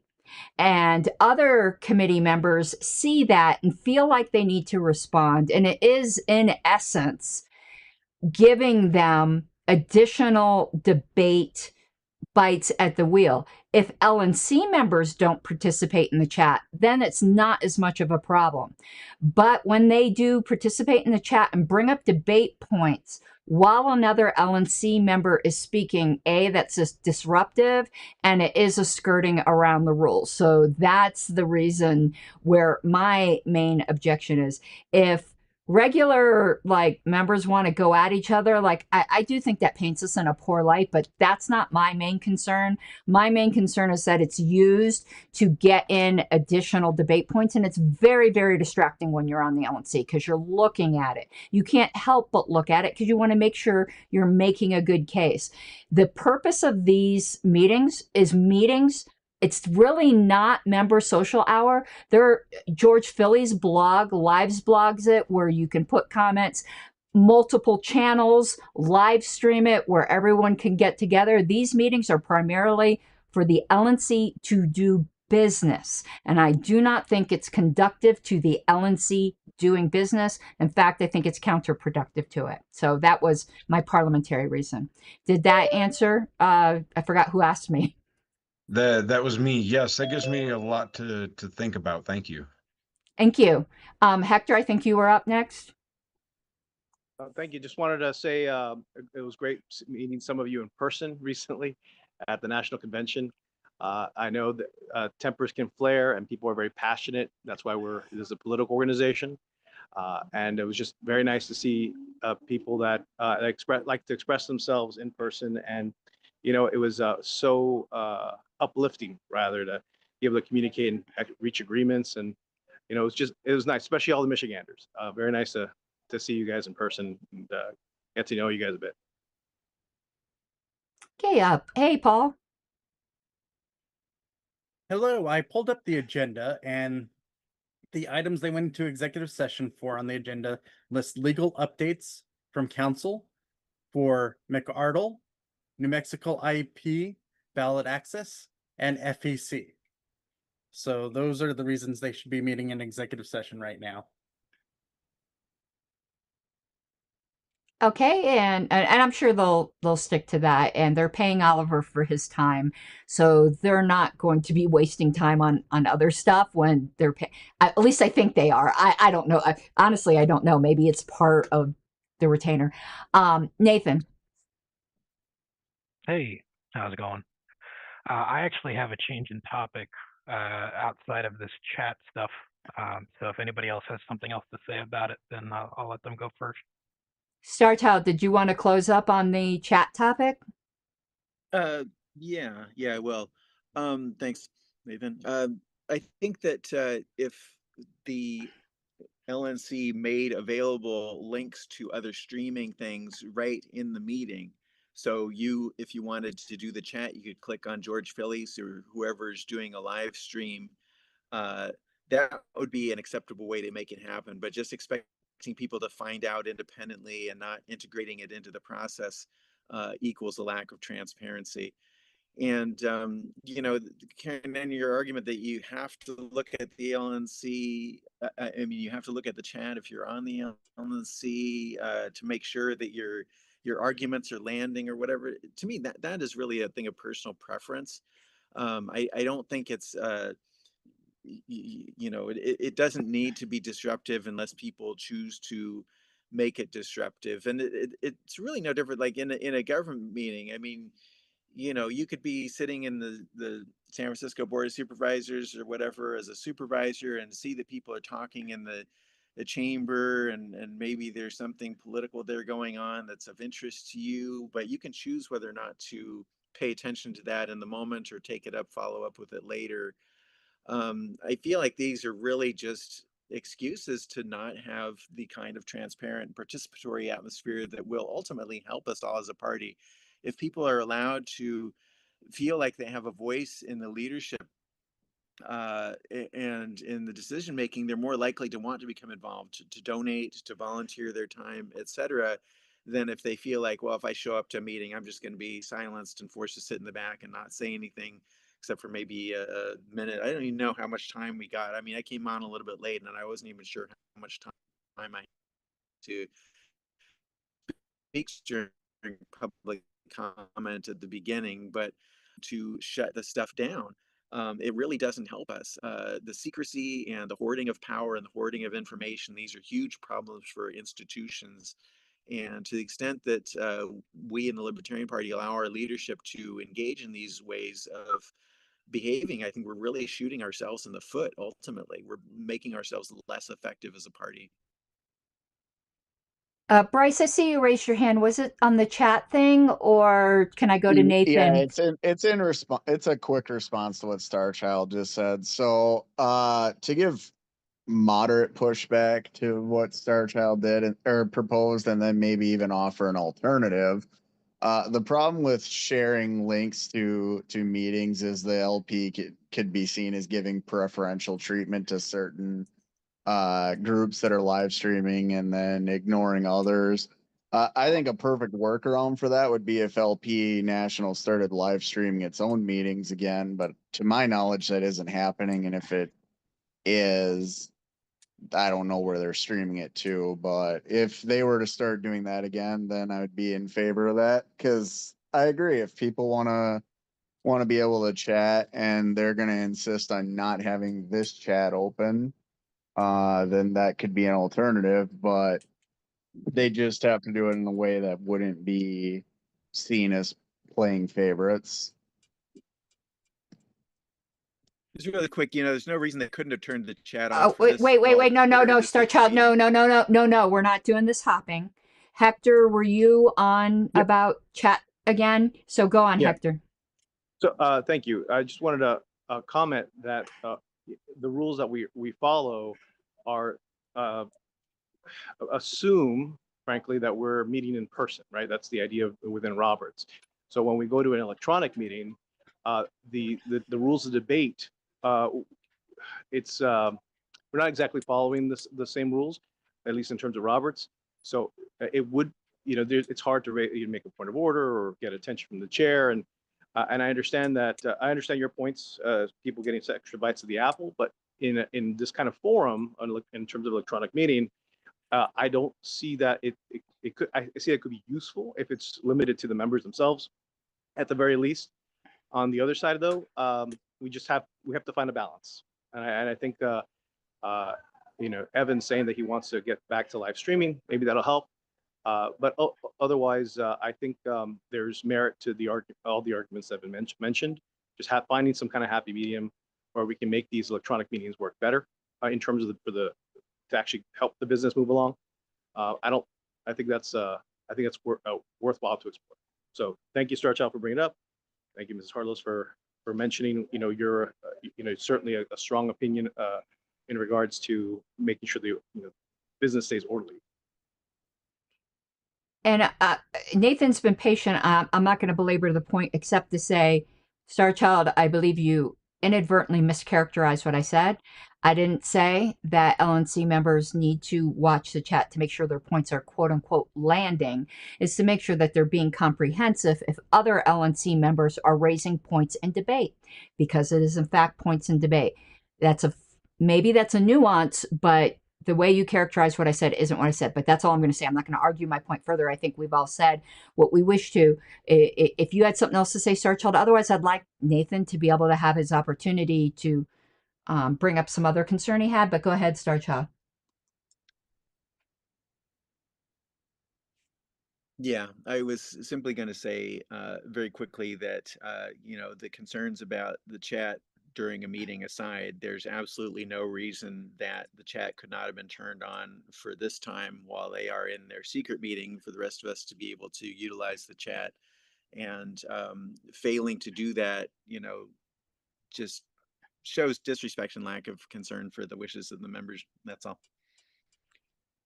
All right, Nathan. I think Rachel had something for the chat. Oh, Rachel, did you have something on the chat issue? No, I don't have anything relevant to the chat. Okay, so Nathan, and then we'll go to Rachel. I just since Mr. Brown was here or is here, I think still.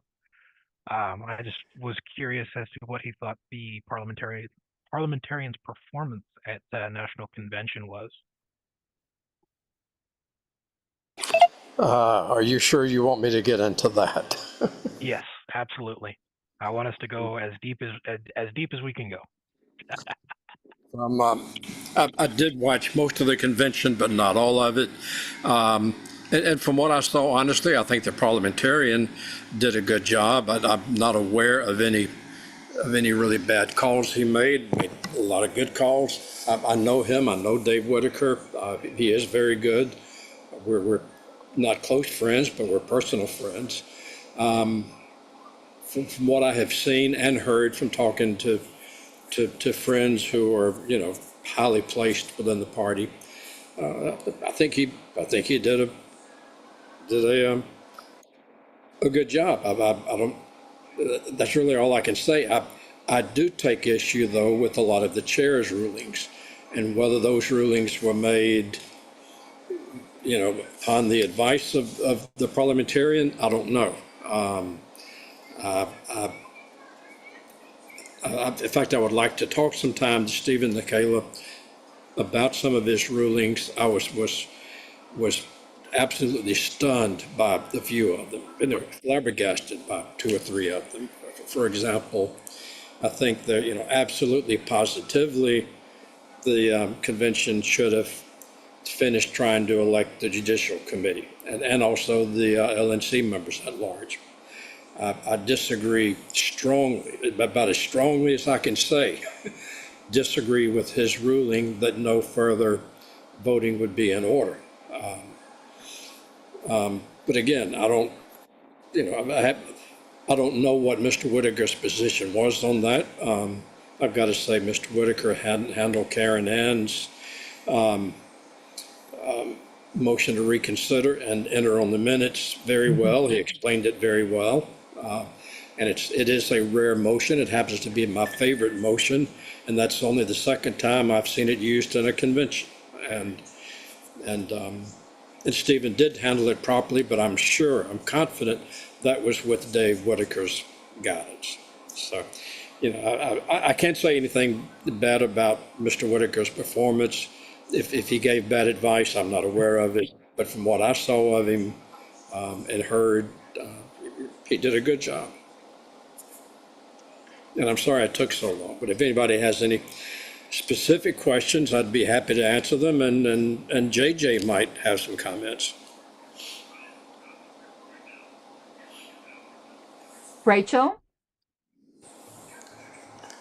Oh, I just wanted to talk about New Hampshire. We have a governor candidate, but we have no state party to support him, so I am encouraging people to donate.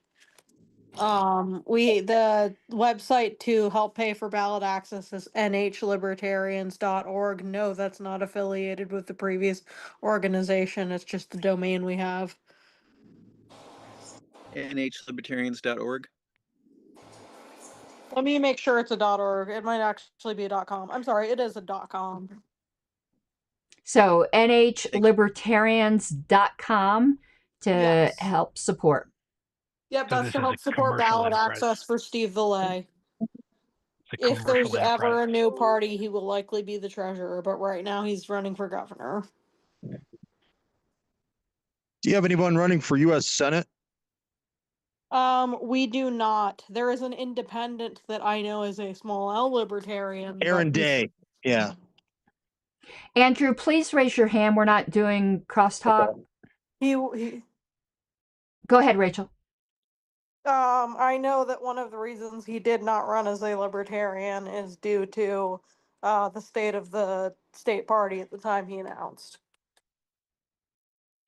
And just for everyone's FYI, I think they're going to be in an executive session for a while, if anyone's curious, because it's updates, and these are brand new LNC members who are going to have to go from 0 to 100 on a lot of issues. So if anyone's just wondering how long they're going to be, I would guess it's going to be a while. Watch, they're going to come back right now and make a liar out of me. Nathan. Yeah, I did have one question for Mr. Brown, Mr. Jacobs, Ms. Harlow, basically all the parliamentarians here. Why is it that the other two major parties are able to consider their entire bylaws report as one item and we're not? Because they don't waste so much time. because they're less democratic. But I mean, what specifically parliamentary wise is it that stops us versus them? You would probably need to have a specific rule that would permit them to be considered in gross, as just a standard course of action. They can be normally, when there's more than one proposal, it can be separate. They can be each proposal, if it's independent and on a different subject, can be separated. That's a basic right of an individual member. Nathan, I can answer that for you. I don't know if it's in the convention standing rules or if it's in the actual bylaws. It doesn't really matter because it would be a bylaw in the nature of a rule of order. But it says in our bylaws that it has to be brought up individually. But if it is on a separate topic, any one member can demand division. So I don't know if there's something in the major, because I don't know if what you said is even correct with the major parties. I'm not saying you would say anything purposely incorrect. I just don't know. And if they do that, perhaps they have something in their bylaws that like make certain rules unsuspendable. I don't know, but I can tell you I'd be vehemently opposed to that. That is no offense to you, but personally, I think it's a horrible idea to adopt a bylaws report as a whole, and you're going to have less chance of getting things passed because someone just needs to object to one tiny thing in it and they're going to vote no on the whole thing. Whereas otherwise, you might get 90% of what you want. Bylaws are serious business. You don't just go, oh, okay, it's all good. That's I would never ever support that. Just my opinion, but an individual member absent some kind of like really binding bylaws provision can demand division if it's an unrelated topic. And you can't suspend that because you can't suspend a rule with you have to have at least the amount of people the right's intended to protect, which means you need a unanimous consent for an actual approval for the right of one member. And already that one member's not going to waive their right. So. And Richard, because he had asked for the parliamentarians in the room. Well, I thought I answered briefly. I just said because they don't waste Okay, sir. so much time. But they're I really don't know. Honestly, I think probably it's much more structured, and they start on time, and from what I have seen that goes on before the public portion of the LNC, of the RNC meetings, a lot of these things get worked out before it gets to the floor. I don't know. Maybe JJ can add to that. I would tend to agree that I think a lot of this is pre-worked out, that the delegates have a much lesser role than the delegates in the Libertarian Convention. And it is, and I would also agree with Ms. Harlos, it was a very bad, I think it would be a bad idea to try to lump everything together. Okay, Hector.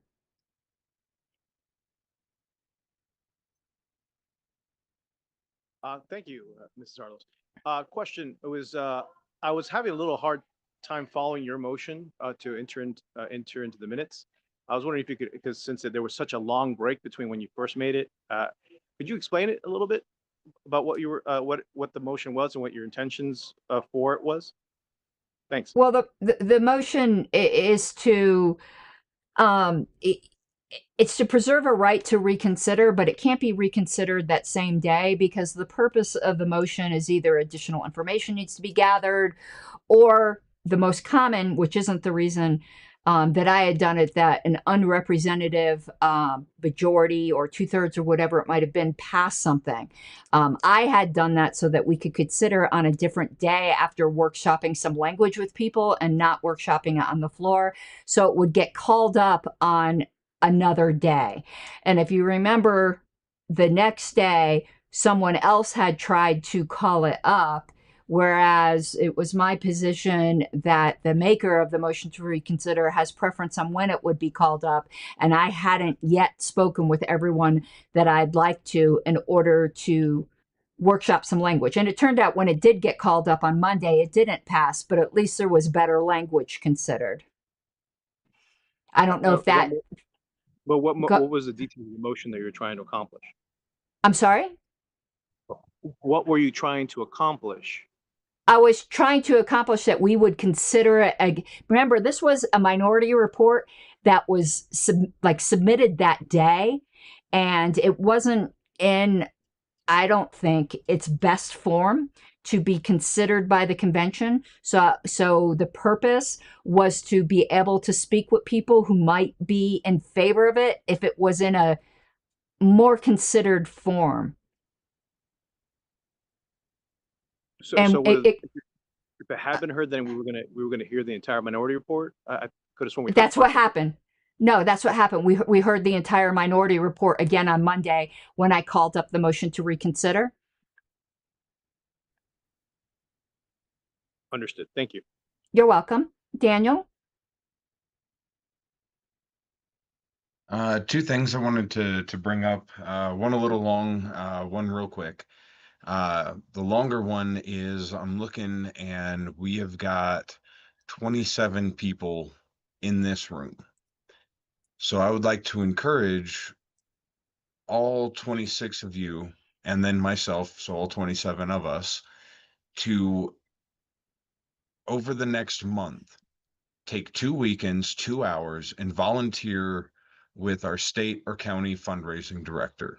Make fundraising calls, stuff envelopes, do something to raise money for this party at the national, the state, or the county level. We need to get in gear and get into the habit of raising money. We've got a lot of debts that need to be paid off, and this is really the only way that we're ever going to do it is we got to get out there, we got to find the donors, we got to get the voters. The short thing is I'm kind of curious because I see him in line right behind me, why Mr. Phillies didn't post my Rufus T. Firefly comment. That was absolutely hilarious. Okay, Starchild, and then George will be able to answer because he's after Starchild. Yeah, so I was just noting what Richard was saying about the rulings of the chair. That reminded me, I'm not a fan of Jeremy Kaufman by a long shot, but I saw him talking in a podcast after the convention, and he was claiming that the body voted not to eject him as a delegate, but then subsequently he claimed that he was locked out of the hall. And I just wanted to know if that was true and if anybody knows who made that decision, if that was something that was decided in any way, that he was not permitted back in the hall somehow, or people were trying to interfere with him coming back in the hall. That would seem like a blatant disregard of the wishes of the delegates. And I think, regardless of how we feel about somebody, it's extremely important that we stand up for the rights of minorities in our organization and protecting people's due process and stuff like that. If I was trespassed from the hall. If I may answer Mr. Starchild's question. Go ahead. Yes. The chair basically ordered it and it could have been objected to. There was not one objection to it. So in my view, the removal was valid. You can argue that it was not proper, but nobody raised an objection to it or a point of order and to require a vote. So there was nothing that could be done. So you're saying that the chairs made a ruling effectively that was what? I don't remember exactly that he was acting improperly and should be removed. I'm not arguing whether the chair's decision there was right or wrong. I'd have to go back and actually look at the tape again, but it was done to it was done without the objection from the assembly, and nobody raised a point of order or objected. It was effectively done by unanimous consent. The lesson to all of this is, if there is a problem, if you think that there is a problem, please raise a point of order at the time. So do you think this Wait. was No. We're not having there's other people that want to speak. I think JJ answered your question. You were at the convention, Star Child. I don't know if you were in the room at the time, but we're not gonna. Yeah, I just want to know if it would supersede then the delegates, if they There did. was no vote of the delegates. Vote. You heard incorrectly on that. There was no vote of the delegates. Okay, so they did not. I was gonna comment on that specifically, if I may. I know we're gonna get here from George, because George had a question from Nathan. Just, we're having free flow. If you raise your hand, we'll get to you, George, if whatever you wanted to say. And also, no, Daniel asked you about Firefly comment. There were assuredly a considerable number of things said hither and thither. Live blogging is not entirely trivial. If you compare what appears on my text with what was said here, it's very compressed. I am happy that someone thought that Rufus Firefly was amusing or whatever. That didn't. My vague recollection is, yeah, that's nice. Sorry if you. I didn't mean that to be offensive. It's just, it didn't seem critical to record.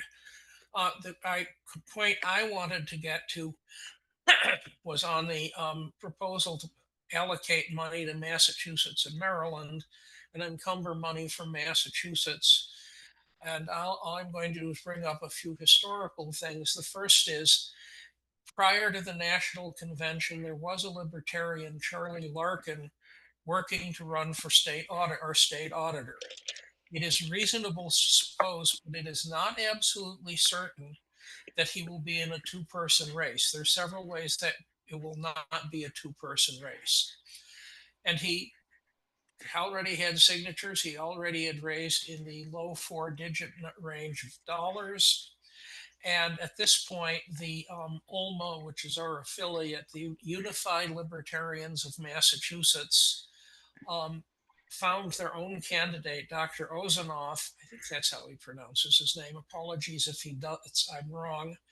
And asked that he be run.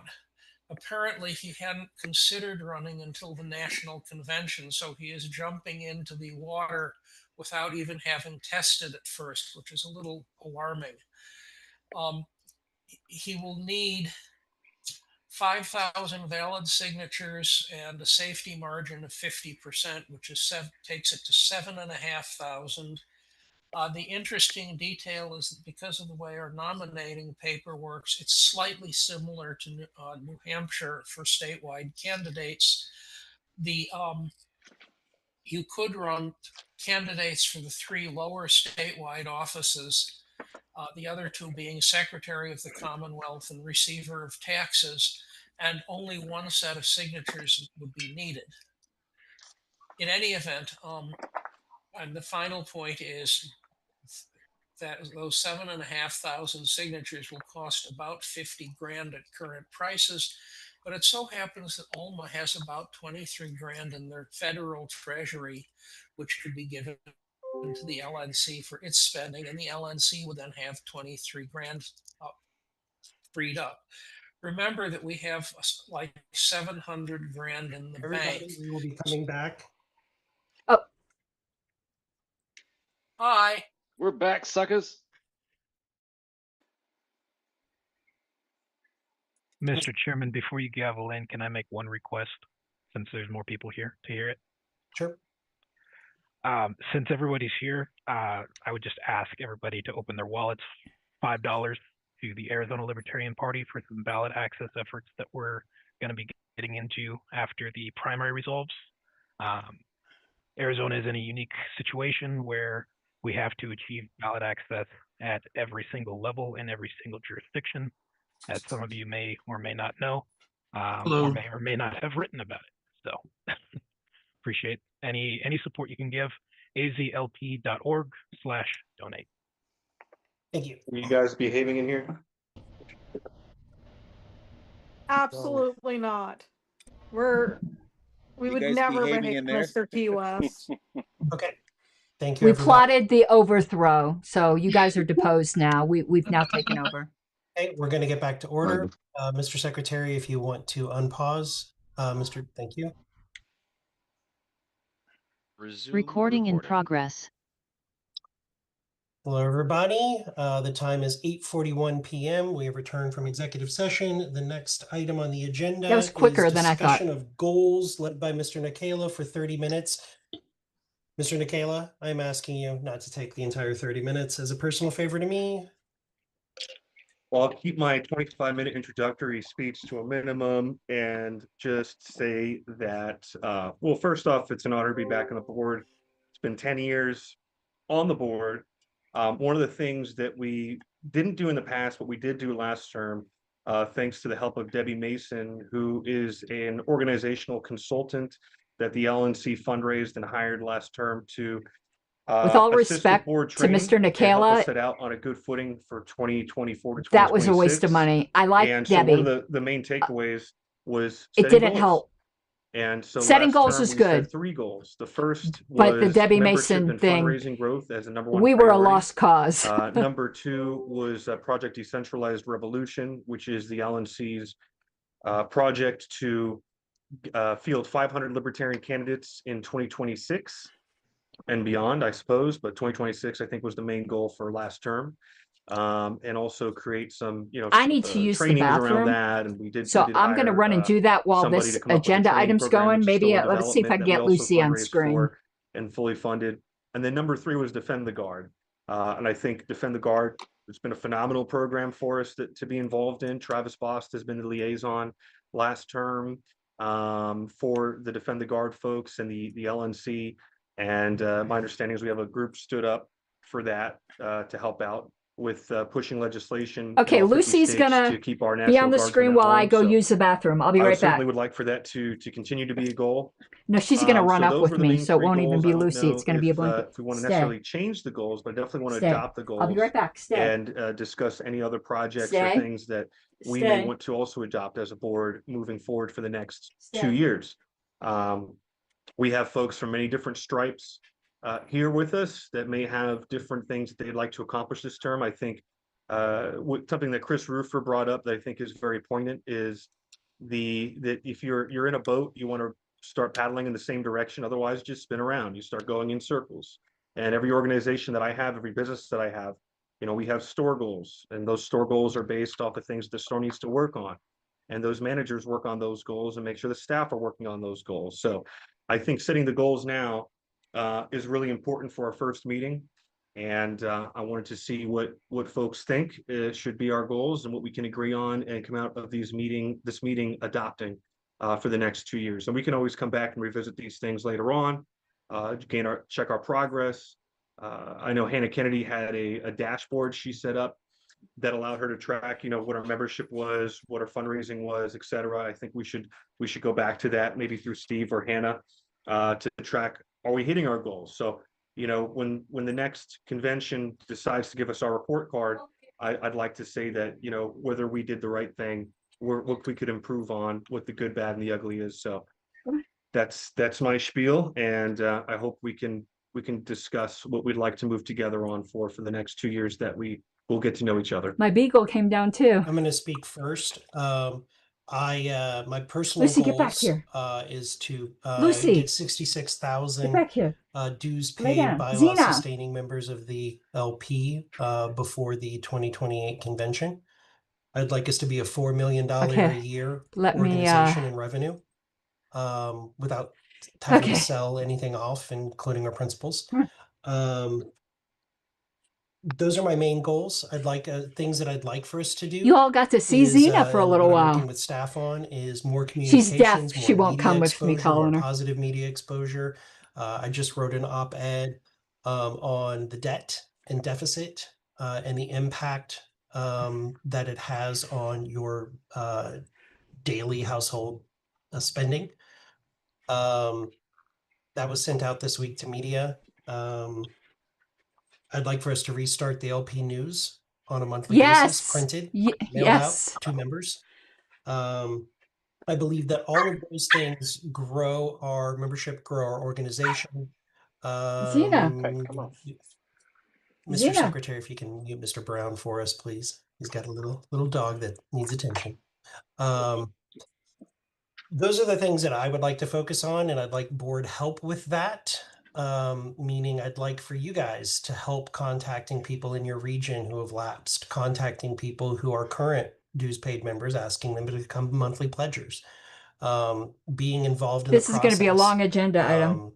I want to reward I'm going to do some editing work while we're listening. So I'll be sending you guys 3 Musketeers bars if you raise funds and get new members and things like that. If you're not into 3 Musketeers, I'll send you a protein bar, I guess.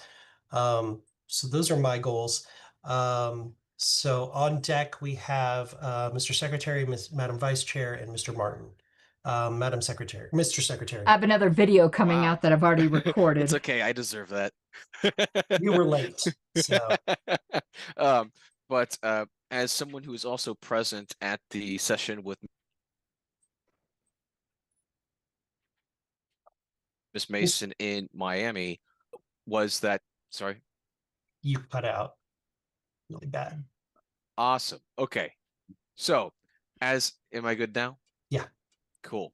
So as one of the members at the referenced LNC meeting in Miami with Mr. Nikela and Debbie Mason, one of the points that Mr. Nikela left out, and I would like to really emphasize, is that Debbie Mason emphasized that one of the jobs of the LNC is to support the vision of the chair, because the chair is the CEO of the organization. The chair at the time was Angela McCardle, and at that same meeting, they decided to persecute me for getting Oliver on the Colorado ballot. It was that meeting. Our main goals should be the ones set forth by the chair, because he was elected chair. And did you think that with Angela McCardle? I'm sorry, Jonathan, but you're off base here. Lost on me. I have at the time Debbie Mason gave this advice, Angela McCardle was chair. Yes, but I think the and you all went stands. after me. You all went after me. And Jonathan's apologized for that, by the way. Thank you, Mr. Secretary, Madam Vice But Chair. I'm just saying. Yes. So in line with what the chair has said, one thing that I think that we should definitely be focusing on in terms of communications is building out a greater bureau of issue experts who can speak to diverse audiences on this. I would love to work with any communications staff on creating that member-based speakers bureau. We're the political vehicle for the liberty movement. So that means achieving success through policy and through leadership, through candidates. So I'm editing my next video while we're doing this. Necessary to attain that success, which means cultivating the assets at our disposal and growing those assets, including membership. One thing that really grows membership are things like issue advocacy and policy guidance. So I would love to see us working more on that coalition building. We've seen that done well, and we've seen that done poorly. I think we have examples of each. Reaching out about single issue coalitions to do issue advocacy. Oh man, one of my dogs. And also helping to engage in policy guidance. When we do have candidates, giving them actual proposals to go through that provide solutions that put our principles into practice. So I would say speaking, Lucy has some gas. Policy guidance, all toward the end of getting our policy agenda passed. Thank you, Madam Vice Chair. Mr. Martin. Thank you, Mr. Chair. It's good to reflect on the goals of last term. We made Project Decentralized Revolution a high priority, and we came out with a parity project that is nothing like what our goal was. And so this is very interesting. I'm not sure I agree with Mr. McGee. I think that a functional board can have ideas and can even have alternative visions, and that oftentimes the chair completely dominating the show is usually a problem, especially if it's just a priori. We're about we merits, don't have a about, strong chair model. Austin is right on this point. I hate to say that, but he is right. Around a common vision. The problem is that a lot of the people talking about uniting around a common vision are really talking about just having their way. So my goals, one thing that I'm interested in is more transparency. I want the LNC to be able to operate in the sunshine without fear, less secret meetings, less secret arrangements. I mean, the agenda we got today was circulated. I don't think it was circulated correctly. At least I didn't see certain items on there. And the way it was structured is just unfortunate. And there's no whole committee like disclosure in the process of that. It's just decided and then afterwards thrown at us. So I'd like to see more transparency in those processes. I'd like to make it possible for us to operate in a way that prevents the kind of fighting that we've seen in the past. And that means You we were have to the have one thick that skin and be able to initiated ask that. tough questions and get good answers.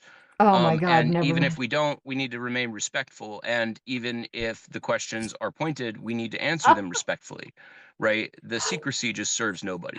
Finally, The Scott king Horton of was right. We disrespect. have U.S. AIDS, and we need to find a cure as soon as possible. Like, that is a high priority. And I think that we would be doing a disservice to the members if we pretend like we're doing issue coalitions, while most of the people who are doing it would criticize the last administration for doing the exact same thing.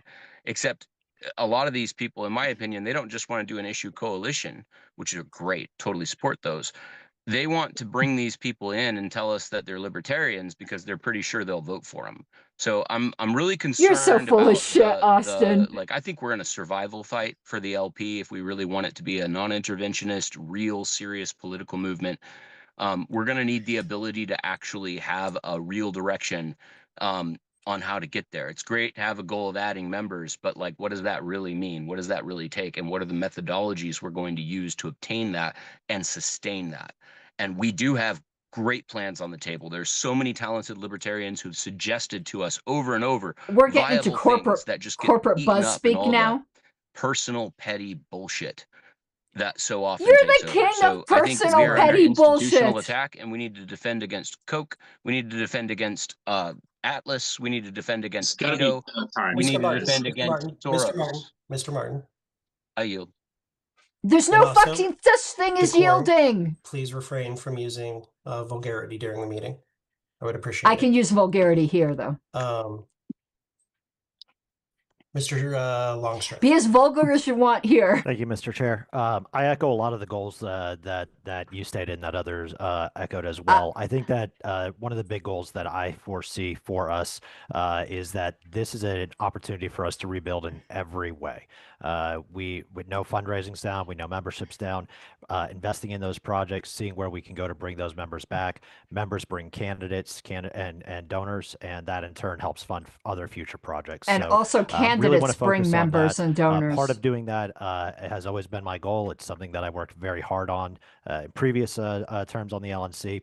I want us to have a balanced budget, and I want us to outraise that budget. And part of that is knowing what we have and being smart with what we have. And then as we want to do additional projects, making sure that we are advocating and raising funds for those projects, not going budget negative on that. I also want to see the affiliate support committee, and this is a challenge to the affiliate support committee. This is up there for Nathan. I want to see something tangible. azlp.org donate. Of them again. We had last time we had something tangible come out of affiliate support, it was affiliate in a box several years ago, and would love to see something like that come out again. And I believe that all of us on this committee can make projects like that happen. Even if you're not on affiliate support, there are other things that we can do and get involved with. One of the things that I really want to see us get involved with as members of the LNC is that we are getting out there and putting op-eds from members of the LNC in front of different appeals, working with our staff to craft appeals, putting op-eds out there on the website. We used to do that sort of thing, and I would love to see all of us take up some writing and really reach out into the world. It doesn't just have to be Evan's show or our officers' shows. We can all do a little bit more on that.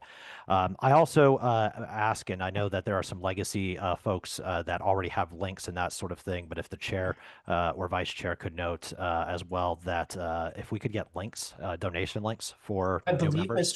I believe the executive director sent that out. There were updated links and new links for all members of the board, including alts. I have not received that.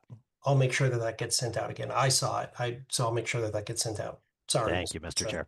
No, that'll wrap up my goals because then I can get to some real work. So I appreciate the time, and I'll yield.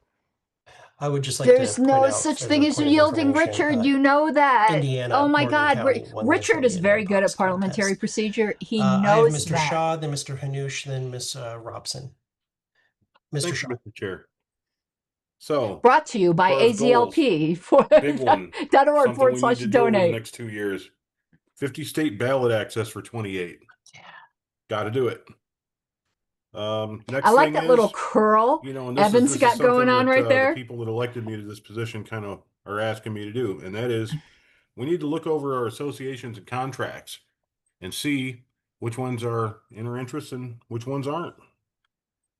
You mean like Next freedom thing, calls? I'd like to see us increase our data security and see if there's ways we can use the data that we have with our, you know, from our members in smarter ways, you know, be able to reach out maybe a little bit more individually. We need to safeguard libertarian principles within the organization. And last but not least, increase cooperation between people on the LNC. You know, we've been prone to a bit of infighting the last while. It'd be nice if we could figure out a way to work together. That's all. Thanks. You're here. Thank you, Mr. Shaw. I will just briefly, for data security, I have requested that anyone that has access to our system has to have their own trackable, traceable key, that there's no group sharing, no nothing, and that board members be given access. So we will be spending more to guarantee that, but that everybody will have to have a login that's traceable. I have Mr. Hanoush next, then Ms. Robson. Mr. Hanoush. Thank you. We're a political party. What distincts us from every other political organization or any organization, period, is that we have the ability to run candidates. We appear on ballots. We appear on voter registration cards in states that have that. We should be focused on candidates more than a goal. It's a part of our purpose. So I hope our goal will have a heavy focus on candidates. Thank you. Thank you, Mr. Hanoush. Ms. Robson. Okay, so when I first put up my hand, I was going to say a lot of the stuff that Richard said, because those are the things that are the most important to me. So he kind of took my thunder, but I think that affiliate support is something that is the most important. And I think that that is the most important for not just, you know, it's for ballot access, it's for candidate support, it's for everything, because all politics are local. And so it's the states that Is she in an elevator? Actually, it's the counties. It sounds like floors are dinging. Oh, I can see in the picture she's not, but you hear that dinging? So I think that what we really need to do is we really need to focus on affiliate support. And I think what, you know, Richard was talking about was, you know, the affiliate in a box. That was really super successful. And it really helped the states be able to do things. I think that the other thing that's really important is training. We had a really good training program that was regional training, and we were able to help the affiliates and the candidates and everybody else be successful in those years. I think we need to get back to that, get away from the infighting and get more toward the building of the party, which I think is the most important. I know that for me, I'm working Republicans trying to take over and have us really endorse Donald Trump and run non-libertarian candidates, so on and so forth.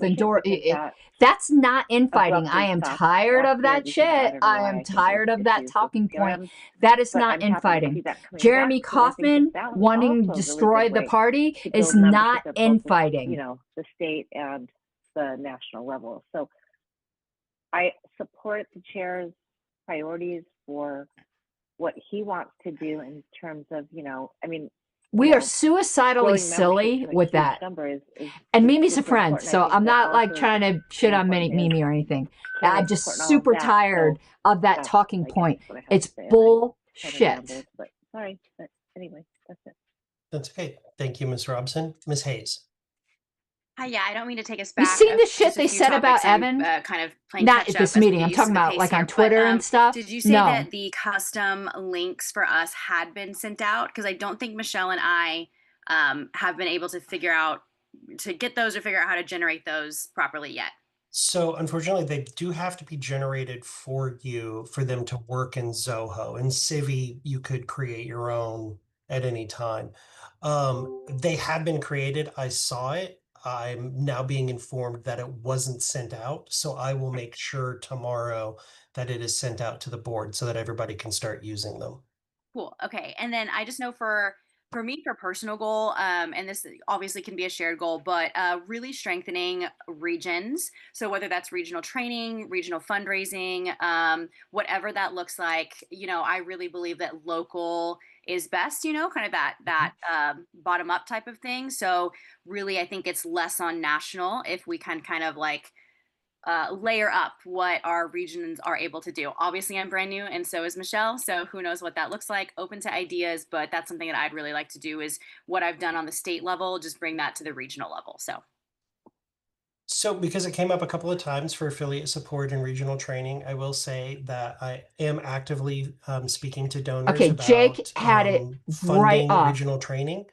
I want to work with This the is like region reps and Alinsky alts tactics. to help pick When they're locations not in and the topics. ascendancy, then they're Have asking this be a thing that's going for with them. tolerance. That's basically But when they are supported in charge, financially they'll by the have you National against the Party, wall. but more organized and directed by the affiliate. Foolish, foolish On that we're top of falling for that, this. we did approve last year some training videos from Michael I was in the Pickens, cult. Washington I know State exactly Chair, how they and operate. his organization, which I am struggling on the name right now. We have a series of videos that we just got. We're waiting to get the rest of the videos, and then those are going to be published somewhere on our Can we website. I'm stop not with sure the what the mechanism is childish going to little be for that, emojis but in we a are going national to be doing party that, and they're political focused meeting? primarily on candidate training. So yeah, is there anybody else that has not spoken that wishes to be recognized? That is a member of the board. Do those drive anyone else crazy? That I'm shit gonna drives say me that crazy. I really Yes, like Mr. Danke, I would be happy to recognize you. Love you, I say I Evan. love the idea of the bringing back the newspaper. I think we should goal fundraising goal. But I'm telling you, I'm loving Evan this meeting. Everybody, again, please remember, raise your hand, wait to be recognized. New people, we haven't heard from Mr. Nikela yet. And then I'll go back to Nikela and then Mr. Longstreth. So Mr. Nikela and then Longstreth. I'll go last. I would like, when I go come last. around, I'll go last. Yeah. Mr. Longstreth. Well, we're fundraising for all of these things. Let's say somebody on this call and listening didn't know where to go to help fund some of these great projects. Where might you direct them, Mr. Chair? I would direct you to go to lp.org/donate. And I believe there's a comment section. If there's something that you would like to see us fund, please put that in the field and we will use those funds for that. I can tell you LP News is going to cost us about $3,500 a month to run the printed, to send it all to all of our membership and most recent lapsed contacts. So please, help us reach that goal. Regional trainings are expensive. We got to pay for the venues, the bringing people in, the marketing of it, getting everybody there. It's very expensive. Affiliate support, candidate support. I'd love for us to have a kitty that we can support our state affiliates supporting their candidates with contributions or websites or group buys on printed materials. So whatever you would like to give. We are working with staff. It was asked last year, never really implemented because of a problem with Zoho, but staff is working. We just discussed it Thursday, I think it was. All my days blend together because it's been 6 months since the convention, as far as I'm concerned. We were talking about having Twitter, the drop down I had menu to Twitter. where you can either general fund or give a specific thing that you would like us to use it. Not a legal earmark, but hey, please use this towards Historical committee news or affiliate training or historical committee, regional training groups, or historical committee. They're trying to get it working. It's been a priority, and I asked them to look at it a little closer. Or historical committee. Mr. Nikela, but I'm going to close it out with an ask. So go ahead, Mr. Kayla. Okay, would it be appropriate for me at this time to make a motion to adopt membership and fundraising, candidate support, and defend the guard as our reaffirmed pushes No, you need for more our goal over the next 2 time. years? I Or mean, do you I want to just agree with keep it those things, but you need more time. as a conversation? What I would love is for this to be a conversation and for you to work with the secretary to get the input and overlap of ideas that were expressed by people to create, as much as I hate it, I do hate it, but to create it as an email ballot. Say less. Hooray! No. And then maybe workshop it a little bit before you request the ballot. And if need be, I would be happy to move the ballot so that it can just start. But I'd like for there to be a little bit of input into it first. But that is what I would prefer because there was no motion noticed for this. It was just a discussion. I will go ahead and start a thread with what I have, and we can workshop it until we get to a point where we feel comfortable. This should be a public thread. I was just going to suggest maybe, as much as I hate to say this as a marketer, because I know the open rate on this, but maybe a survey where we put like the top goals and maybe we kind of go from there, like just from the officers. Is that a decent idea, you guys think? Or do we want to talk about it? We can talk about it via email first, but I think let's talk about it via thread. Okay. Okay. I just think it would help us narrow it down a little bit more effectively if we actually use the survey. Kayla doesn't do anything all day. He's more than perfect. He's got plenty of time to sit through and read through whatever walls of text come through on our goals as an organization to distill it down to a couple of points. Whatever Martin's AI. If there's no more on this topic, we will move on to the next item on the agenda, which is the Maryland and Massachusetts petition drive and budget amendment. Mr. Redpath, 15 minutes. Thank you, Mr. Chair. Would like to state why we are addressing this right now, and that is because we were in Dallas 26 weeks ago for the December 2025 meeting setting the budget for the LNC for 2026. There was what was passed was a budget with $0 for ballot access expense, but authorization for the executive committee to encumber funds for ballot access drives. And it was my takeaway, which turned out to be incorrect, maybe the takeaway of others, that this would sort of be dealt with on an ad hoc basis by the executive committee. And when we went to do that, it was determined that that a budget line item needed to be set first by the Libertarian National Committee, with an encumbrance thereafter set by the executive committee. I'm going to, Mr. Chair, I'm going to explain this situation. I might want a little help in crafting an exact motion here. Because we do need to get the Massachusetts petition drive going. It's only 51 days until the deadline. But now I want to explain what's going on in Maryland and Massachusetts, what needs to be done, and about what I think the ask will be for the LNC in terms of funds. Point of information, Mr. Redpath. How much are you going to be requesting today? For Maryland LNC money, $38,000. And for Massachusetts, $44,000.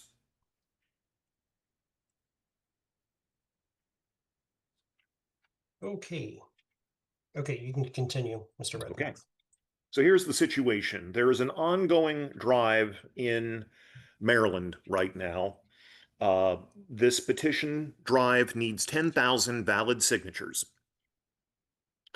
Due to stringent validity characteristics in Maryland law, right now, I'd say we probably are going to need 16,000 signatures, gross signatures, to get 10,000 net. I'll speak to that, the validation process in a moment. So far, the Maryland drive, the Libertarian Party of Maryland has generated 8,500 signatures of the 16,000 gross. They've generated 8,500 signatures with zero contribution Lucy from the keeps coming and Libertarian farting National up a Committee so storm. far. It's stinky down here. This was done largely through their commissions and a joint fundraising agreement with Team Kennedy. And there have been some volunteer signatures, not a lot. If we have 8,500 signatures right now, we need another That 7,500 thumb down signatures wasn't on the ballot to get drive. to It was on the 16,000 mention gross. of the joint fundraising The committee. volunteer drive there, the volunteer effort hasn't been great. I'm conservatively estimating 200 more volunteer signatures from the 7,500 needed. That gets us to 7,300 paid signatures to go. Right now, we are paying $7 per gross signature in Maryland. That gets us 7,300 paid signatures times $7 is $51,100. The Maryland Party has paid for all the signatures so far. They tell me that they have $13,000 remaining for this petition drive. The 51,100 minus 13,000 is 38,100. Let's round it to $38,000. I have not been thrilled with the administration of the petition drive in Maryland this year. I have asked Bob Johnston, who just won an award in Grand Rapids, former Libertarian Party of Maryland chair, former, I think he was a contractor to the LNC in the past. He was. He has graciously offered to come in as a volunteer to shore up the administration effort in terms of counting signatures. Last I spoke to Bob, he didn't want anything to do with the LP. I'm glad he's come back. Which is very important. We need to hone through validity testing that process to get a good idea on the validity rate, higher validity rate, fewer gross signatures. I'm going to need a refill, and that will save us money. So now, one other thing: this petition drive in Maryland gets us two elections. They're over time on this meeting already. Going to delay the special rule of order that established these monthly meetings put a 2-hour limit on them. If we do that, that will give us 2028 and 2030 ballot status, assuming the petition succeeds, ballot status in Maryland. If we hand in before July 1, which is not really feasible at this point, it would be 26 and 28. They have a governor candidate right now. It is my understanding he would largely be a paper candidate, but I don't even think it's feasible to complete this by July 1, but we should do it before November. Signatures are good for 2 years. If we don't finish this by sometime in November, I believe, then we will begin losing signatures because some of them will be over 2 years old. So that's the situation in Maryland. In Massachusetts, we need 5,000 signatures of registered voters to get an auditor candidate on the ballot. The Libertarian Party of Massachusetts has selected an auditor candidate, Ozeroff, I believe, Al Ozeroff. I apologize if I messed up his name. But here's the thing. We need 5,000 valid signatures this year to get a state auditor candidate on the ballot. If the state auditor candidate gets over 3% of the vote, then we will have ballot access for 2028. It would be a two-way race for a state auditor. There will be no Republican candidate. It's virtually guaranteed that slam dunk, essentially, that it'll get over 3% of the vote. If we don't do this petition this year and wait until 2028 to put a presidential ticket on the ballot, it won't be 5,000 valid signatures. It'll be 10,000 valid signatures. It'll be twice the number of signatures that would need to be gathered, and it's probably going to be, or there'd be a serious threat that the per signature cost would be higher in 2028 than it will be this year in 2026. I think we would need about 8,000 gross signatures to get the 5,000 valid. I am estimating 1,000 volunteer signatures. I hope we get more. Pat Ford has spoken to me about trying to organize an effort for people in Massachusetts and surrounding states to go in and gather signatures. Massachusetts is an access state, meaning that regardless of what you think, whether this violates libertarian principles or not, petitioners there have the right under state law to stand outside grocery stores and stand on private property to gather signatures. That makes it a hell of a lot easier to gather signatures in Massachusetts than in a state that does not have access. So anyway, but right now I've estimated 1,000 volunteer signatures, hopefully a lot more. That means 7,000 paid. I believe we can do it at $7 per gross signature is $49,000. The Massachusetts Party, I've spoken with Sean Kennedy, the Massachusetts chair. He says that they have, he thinks they'd be willing to put in $5,000 toward this effort. You subtract the $5,000 from the $49,000, and that comes to $44,000. So that 44,000 Massachusetts, 38,000 for Maryland. I want to emphasize. Hope they don't mind. I'm still admitting people. They left me a co-host. It is a further request from being distracted. to, at least with respect to Massachusetts, accomplish an encumbrance tonight so we can get this drive going. 51 days to go. There wasn't notice for an encumbrance. It's out of order. Do not spend all this money, that we spend as little as possible to do what we can to boost the volunteer efforts and to do a thorough validity check to attempt to get ferret out, hopefully a higher validity rate, so we gather fewer gross signatures and spend less money. So point of information, Mr. Redpath. Yes, sir. Just question. Your intention is to increase the budget line item for ballot access by 82,000, but only to encumber the 44,000 now for Massachusetts. Is that correct? That wasn't noticed. That would be the least we should do. With only Maryland, the executive committee can do encumbrances, not because the we're LNC. Not under time pressure, and they've got 13,000 I've got my to beagle go, back. and we can schedule another EC meeting in the near future, Mr. Chair. If that's the way you want to go, I can certainly live with that. I would prefer that. I would also say that I want you all to see Xena. For the motion to be in order under actually no, I can't remember, it's a policy manual or bylaws. But it would need to have a revenue offset. It's either it gets removed from a budget item, or it has a revenue increase, and there is a ballot access revenue line, budget line. So I would request that we increase that by 82,000 as well. So 82,000 increase to the ballot access revenue, 82,000 increase to the budget line expense for ballot access, and then an encumbrance of 44,000. Yes, I am wearing pink camo pants. Bite me. I'm certainly amenable to that. Thank you, Mr. Chair. Okay. I'm going to recognize Mr. Bost. Mr. Bost. Tina, yes, two questions. So the 38,000 from Maryland, that would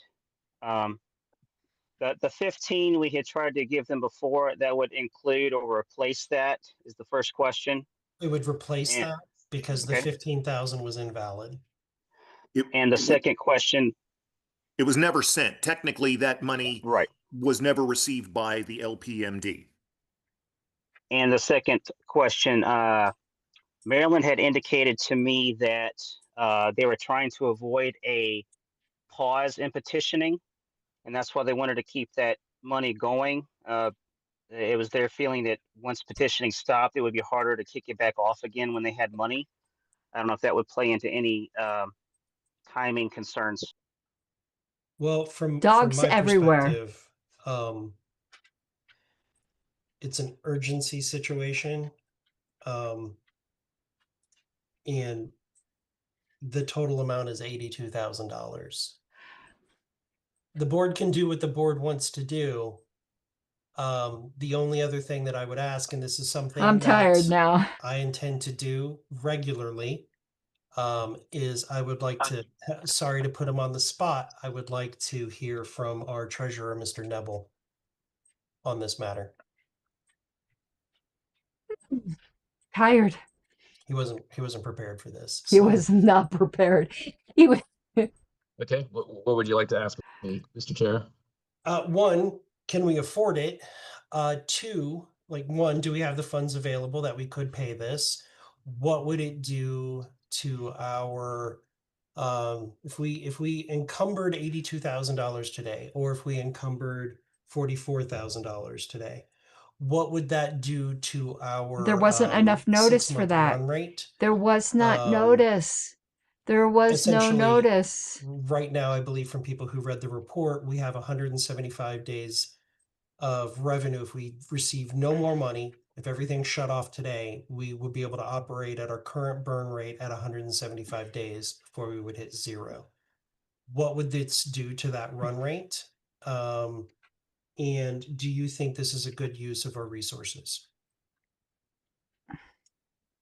While you bring that up, I'll ask the body, while you analyze that information, I'll ask the body if they have any questions for Mr. Redpath or myself, Mr. Nikela. I almost called you Chair Nikela. Old habits die hard. Chair No, McMahon. remember is out of order. Go ahead, Mr. Nikela. Well, a few thoughts. Number one is I definitely want to see what the financial picture is after convention and finding out exactly what our liabilities and that our net proceeds are from the convention, which hopefully we'll find out in short order.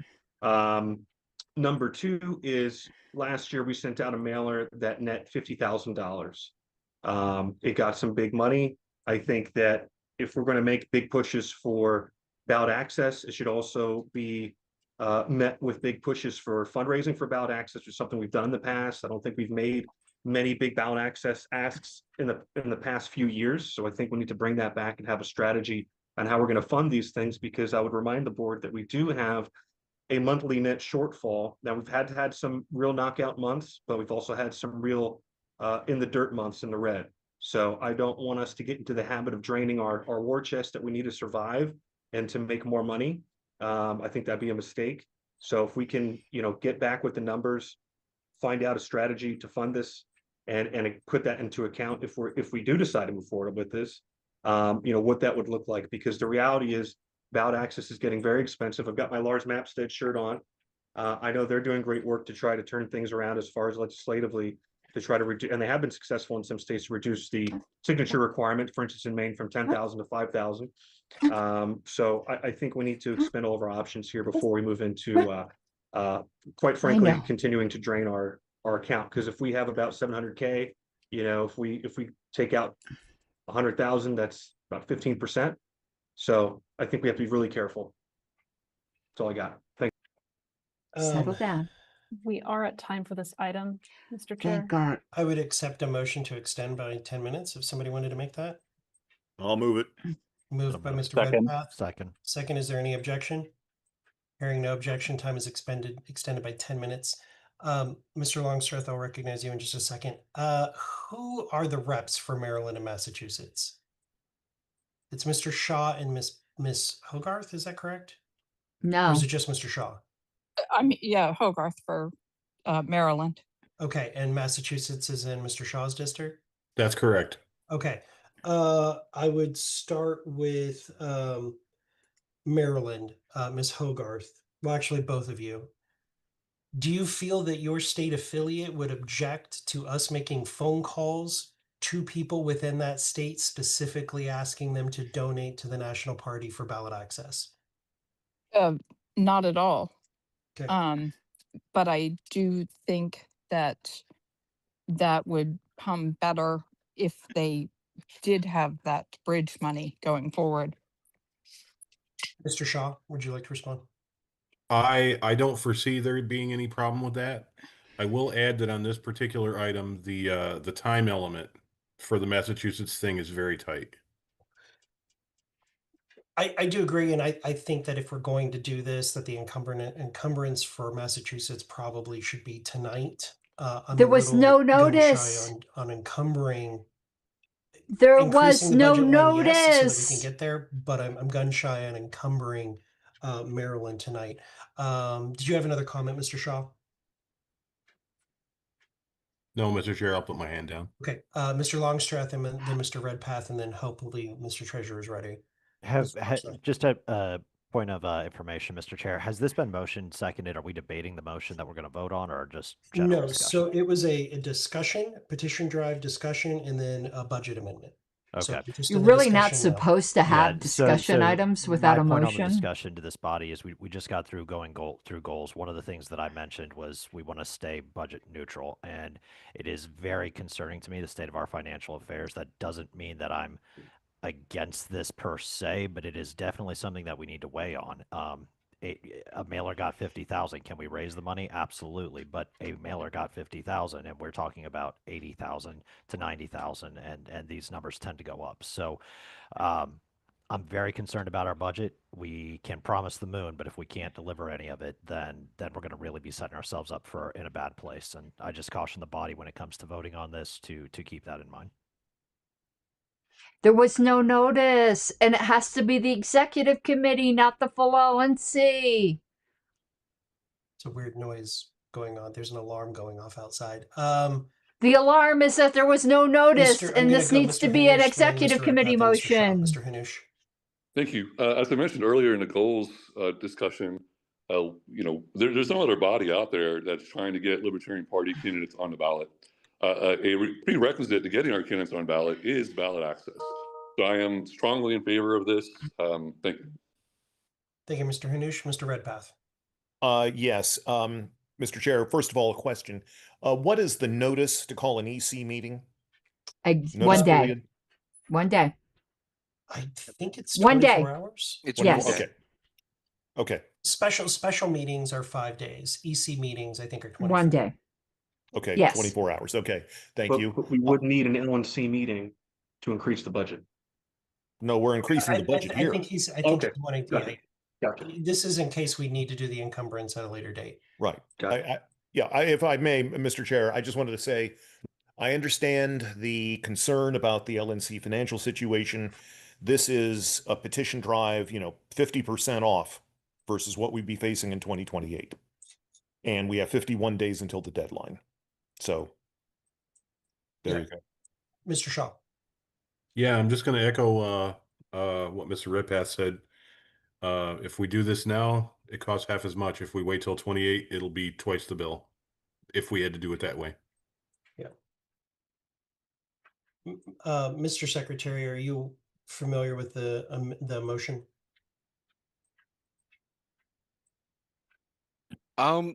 The wording's been sort of tossed around. I can share my screen and make sure that we get it right. Yep. Do that.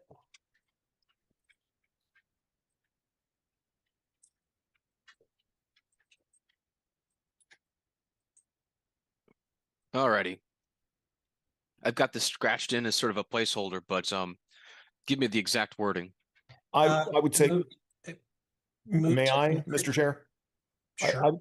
I would say, I move to increase the ballot access budget line item, 2026 budget access expense line item from $0 to $82,000 and encumber $44,000 for the ongoing, no, excuse me, well, it is ongoing now, for the 2026 Massachusetts petition drive to place an auditor candidate on the 2026 general election ballot. I'm sorry. I don't think you need all of those words. Okay.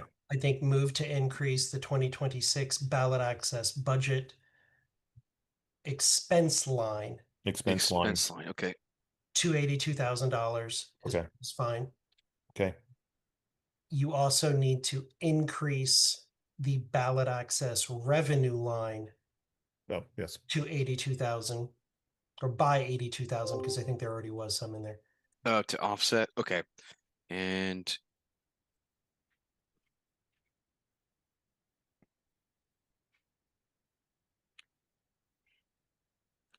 Alex Flores had put on goals on the LNC list about, and it's not that I'm opposed to it, it's just that it's not allowed under the bylaws, is having tribal affiliates for First Nations people. That's those, it doesn't qualify for an affiliate under our bylaws. And to encumber. I'm emailing them about that right now. Massachusetts petition drive. Yeah. Cool. That's good. Okay. That's my motion. The motion has been moved by Mr. Redpath. Yeah, his name there. Is there was seconded by Mr. Shaw. Limited debate, please, since we just already kind of talked about it. Recognize Ms. Hogarth. Yeah, I'd like to move to amend that to add and 5,000 to encumber 5,000 for the Maryland petition drive. So at the end. At the end, yeah. So, and to encumber $44,000 for the Massachusetts petition drive, and to encumber 5,000 for the Maryland petition drive. I'll second that. Okay, the motion to amend was moved and seconded. Typically, Mr. McGee, I did these on two separate things because it's an amendment, and then to the motion, you need a record of both. Because this is a ballot encumbrance, we will have to take roll call votes. Actually, It's is out there of any order. objection to the It's out of order. amendment to the motion? They didn't give notice, and only the EC can do this. Hearing no objection to the motion, to the amendment, it becomes the main motion. But you'll need to record that Ms. Hogarth made the amendment to the motion. Is there any other discussion on the motion? So the main Mr. Chair. Oh yes, Mr. Treasurer, your input on it, answering the questions asked. Sure. So I'll say this again. do we have the cash? You know, your first question was, do we have the cash? Yes, we do have the cash. As you know, we have over $700,000 in unrestricted cash in the bank accounts. So as far as the number of days of solvency, the report Joseph assembles that you referred to earlier, one quick question I'll kick back to you. If you add the $82,000 into to calculate a new average daily burn rate, should I Members of the LNC should be familiar with the bylaws. I'm not talking about this. I'm talking about. Never or mind. by roughly 200 days, which are left in the calendar year. By roughly 200 That's one thing. 200 days. Okay. So by dividing that by 200 days, that then shaves our reserve down from 175 days to 159, rounding up 160. So it shaves about 15 days of our our liquidity reserve. And so just to further clarify what that means to everybody listening, that's if we didn't collect another penny in revenue the rest of the year, that's how many days the organization would survive until going broke. That's if we didn't collect a single penny from starting tomorrow. Thank you, Mr. Neville, or Mr. Treasurer. Mr. Nikela. I have a question for Mr. Neville, if appropriate. What is our current forecasted monthly shortfall? Or is it hard to say for certain? Well, just look based on the budget that was passed in December, the full year budget shows our bottom line as a loss of $45,000. Since we're tracking below that, we're not far off. Like I mentioned at the top of the meeting, we're pretty close on the revenue line, but we are spending a little bit over on the expense side. So if you were to estimate that we're gonna, take the budget number. You're not just gonna leave yogurt on my floor. Go throw it away. Mute Mr. Yes, Fry, please. you definitely are not going to leave yogurt on my floor. Go throw it away. So if Wayne, you shut the assume that door. we'll Go throw the lose yogurt away. in the let's say the mid 50s. You are. Then adding this is gonna, it'll put us over $100,000 of a loss. Now, I heard you say earlier, Mr. Chair, that you're going to be, as far as the budget's concerned, you would put the $82,000 also on the revenue side. Would there be, you're assuming a net zero that we would fundraise to offset this? That would be my hope and prayer and wish, is that if the members want to see us have 50 state ballot access when they get that letter in the mail, to please dig deep. We are at time for this item, by the way, Mr. Chair. Okay, we are at time, so we will move to a vote. Mr. Secretary, please. There was no notice for an encumbrance. There was no. You are not going to leave yogurt on my floor. Aye. There was no Mr. notice. Danke. You're killing me here. Yes. Mr. Flores. Yes. Vice Chair Griffiths. Aye. Mr. Hanoush. Yes. Miss Hayes. Yes. Miss Hogarth. Yes. Mr. Nebel. Aye. Mr. Longstreth. Pass.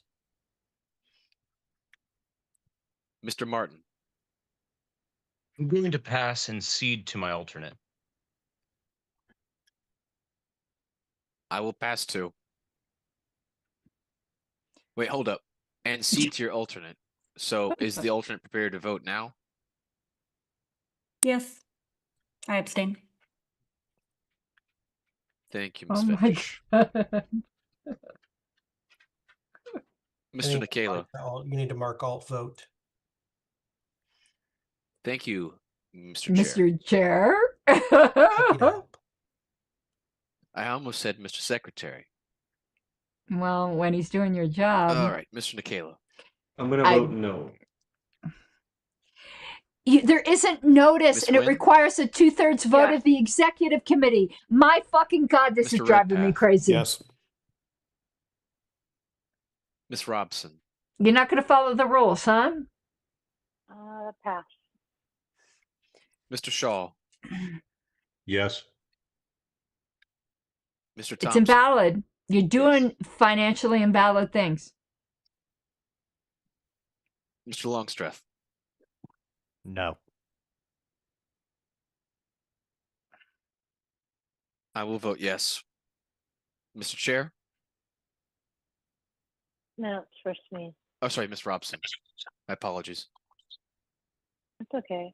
I'm gonna vote no. Mr. Chair. I am going to vote yes.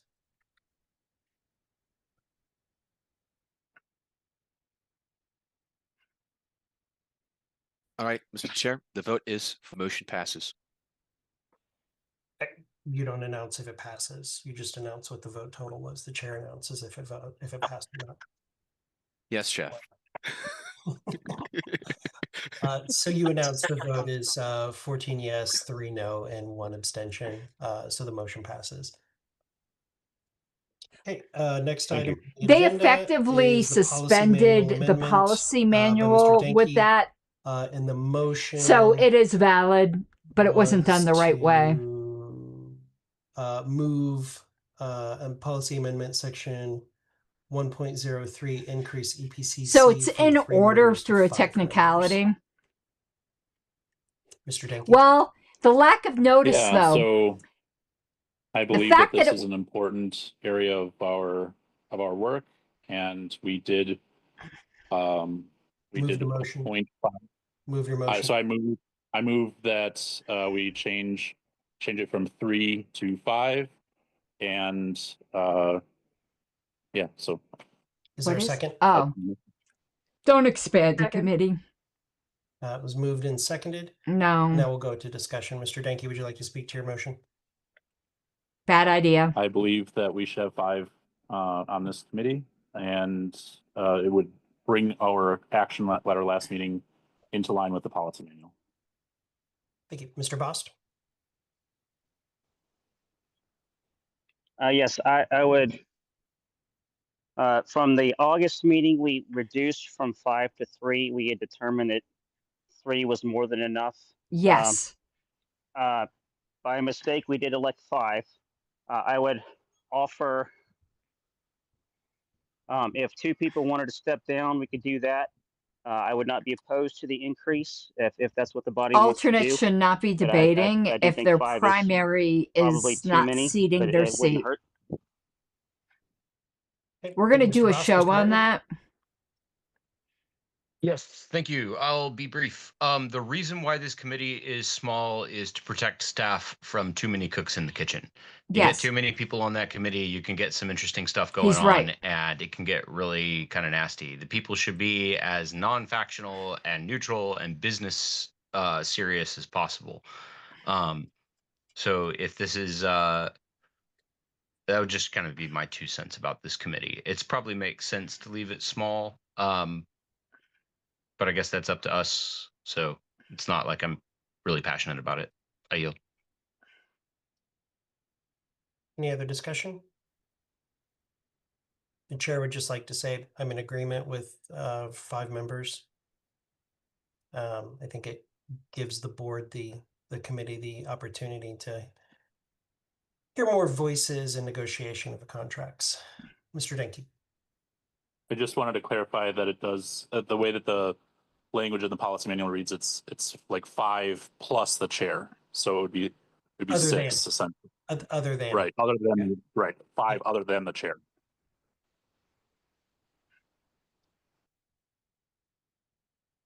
Any other discussion? Shot in the dark. Is there any objection to the policy manual amendment, to the motion?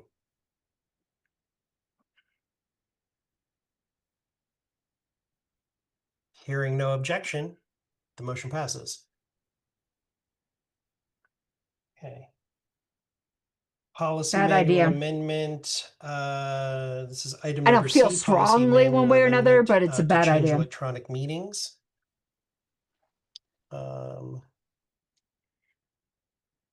Mr. Secretary, if you can put the Did that agenda other one? up on the screen and scroll down to that amendment, might be No, easier. the other one would have been a majority. This one would be Mr. Chair, point of 2/3. information. Who's the Mr. Flores? Yes. Mr. Flores from would it be in order to populate those positions now, or would that have to be at a later date?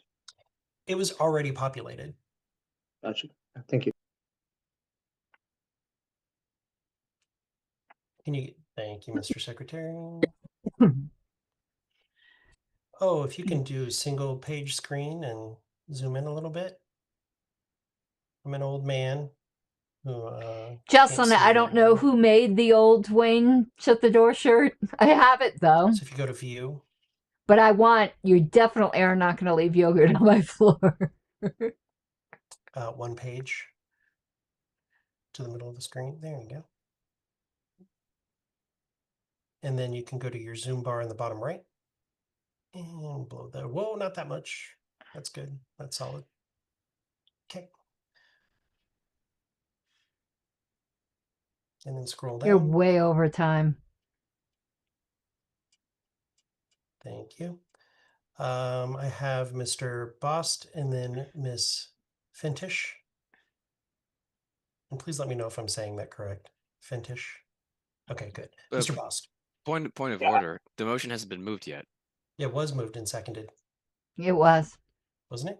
No, this one was not. Oh, okay. I did not hear that. It was not. It was not. It was not. Okay, thank you. Mr. McGee, would you like to move your motion? Yes, I would. What are you Is there growling a at? second? I will second it. Okay, it's been moved and seconded. There we go. Mr. McGee, would you like to speak to your motion? This is just to give us an option to be able to create a regular meeting in the context of an electronic meeting, given that the number of in-person meetings has decreased significantly from previous terms. That's all. Okay. Mr. Bost, then Ms. Fintish. Mr. Bost. And there's Zena. Yes, I think the nature of the special meeting for electronic meetings that we have set up allows for greater transparency due to the requirement that all the business must be noticed at least 5 days in advance. We definitely And need I to do a believe show about I don't alternates see a real debating. need to change this policy. If we need a regular meeting, we can call a regular meeting. Ms. Fintish. Thank you, Mr. Chair.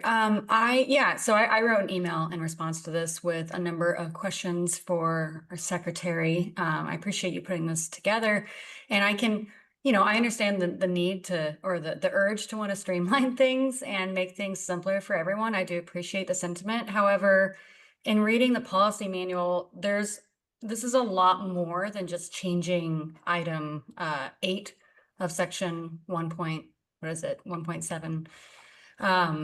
It actually has repercussions that would affect the entire meetings section, because as it is right There now, was all not an electronic email meetings ballot are that said special alternates meetings, could debate. and everything needs to be properly noticed. And the And I'm call going to for the do a meeting in the show first on what I place, wrote the chair like about this would this. have detrimental changes to the entire section. So we could change one part of it, but we're going to have to go back and keep on messing with it. I don't want to fall into like bureaucratic, like just writing constantly, having to make amendments about one section. It's set up this way for a reason. I think that we can find a really fluid way to set special meetings that This are is really going to require concise, and we can just 2/3 to bust through pass. work and get a lot of good stuff done. And I also have a question for Mr. McGee. In his email response, I think to what myself and Karen Ann Harlos was pointing out in the email. He mentioned, I'm sorry, can I speak directly to the secretary, or You need to chair? address questions to the chair. Okay. You're speaking to the chair. Yeah. Okay, thank you. He said, as things currently stand, now that in-person meetings have been eliminated, all meetings are now special meetings. And I was not aware of that fact. I remember at our previous meeting, it was mentioned, there was no motion for it. And it was said it was basically put to the side for now while we figured out the budget to be able to pay for in-person meetings. So I would like some clarification on that point, if you can. Well, I'll answer that as a point of information. The budget was zeroed out for in-person meetings in Dallas in December of 2026. So there is no mechanism without increasing the budget to hold the meeting because staff would have to be present. Staff is required to be there as they're so. And it is staff an could in-person appear meeting. electronically. If we are going to make staff be there, we have to pay for them. No, We also have to pay staff for the can venue appear and everything else, electronically. and we're not going to hold them in Denny's. So. And if you get a Understood. room Thank you block for the LNC, you usually get a free room. Yeah, I think I covered in my email most of the problems and the tension it does create. I think it does have serious implications of interfering with the current policy of the chair or the 1/3 members having calling authority for meetings as well. So I would strongly suggest that this is procedurally incorrect and would cause a serious problem with our policy manual. Thank you. Thank you. I have on deck, I have Ms. Robson, Vice Chair Griffiths, Mr. Martin, Mr. Nikela, and then Mr. Shaw. Okay, so all I want to say about this is, excuse me, I don't like this as written right now. I think that if we were going to do this, and I think that the main thing that we're talking about is like regular meetings. If you look at RONAR, regular meetings have certain things which allow for new business that is business that has not been, previously noticed. But it also would correct a problem that we've had for a while, which is that we can only approve minutes at regular meetings. So that's something to look at. So I'm not for this particular amendment. I would be more for something that actually says that we're going to have a monthly regular meeting. That would be a normal regular meeting, which if you look at RONAR, there's certain things that talk about what is part of that. And you have a regular agenda and so forth. We have a standing agenda, which is for a multi-day meeting. If you make it a regular meeting. The Secretary's amendment that he put out better than his original motion. But the way it's written right now, I would vote against it because I think that there's a reason to have regular meetings. Right now, the only regular meetings we have are in person. And right now, we don't have any regular meetings because we have no in-person meetings. But even if we did, if we had one a year, that's still too little to be able to, approve meeting minutes and things like that. So I think that we need to think about this more before we actually do anything about it. And so my personal opinion is that I'm going to vote no to this unless it's, you know, amended many different ways. But I think this is something we should think about, but we shouldn't do tonight. That's my opinion. Thank you. Thank you, Madam Vice Chair.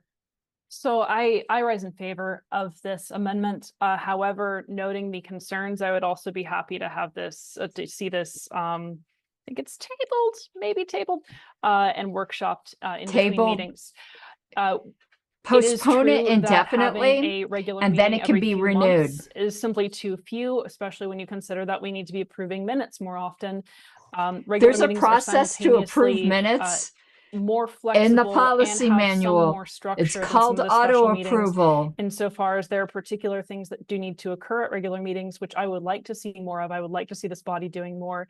And they also do allow the flexibility for new items, which, you know, as things come up within that 5-day period, we should be able to act on. This body should be able to act on. So I do support this amendment. However, if you know, there's a substantial appetite to change it more, then I would also be happy to workshop it. Yeah, I disagree with Amanda here. I do not support this. You need to have regular meetings in person. Thank you, Mr. Chair. Briefly, the Hegelian dialectic is problem, reaction, solution, right? A problem is created or allowed to happen. And I just want to call it out, Mr. Chair, that we had no problems with minutes in the past, and they did not require a regular meeting in order to approve. There's another way to approve minutes, and I'm sure if you asked Secretary Harlos, she could inform you about the different ways that our policy manual outlines for this. And to me, it just seems absurd that because somebody decided it should only be occurring at a regular meeting, that we can withhold corporate records like minutes, even over a convention where the board is going to be replaced and no one left or not enough left who were there to be able to vote on it. It's incredibly inappropriate. It's a huge problem for our organization on a number of levels. Martin's right on this point. A ton of confusion, and really hampers our ability to do our work. So I think the answer is submit the minutes at a special meeting. It can be done. It absolutely can be done. No, just do it through the auto approval. That's the way I did for 8 years. I second what Ms. Fintish said about this. I think it's absurd to say that because we didn't budget for it, regular meetings are now impossible. If we have to meet at a Denny's, then we have to meet at a Denny's. We need to just let go of our ego and do what we need to do to live within our means, if that's what it takes to afford the presence that we're trying to project. He's right. Right. Not that I'm in favor of meeting in a Denny's, but this is a problem that was manufactured by the current LNC and the previous LNC, and not a problem of actual procedure. And now we're being asked to change the policy in a way that would benefit those same people and would allow for surprise motions to be sprung with much less notice, much less time for diligence, undermining our representation rights. So I actually object. It doesn't undermine rights, but I object to it. Mr. Chair, we're at time. I will yield. We are at even a time broken on this clock is item. right twice a day, Jack the Libertarian. We would move to a vote. 2/3. It requires 2/3. Don't fuck it up. 1 second.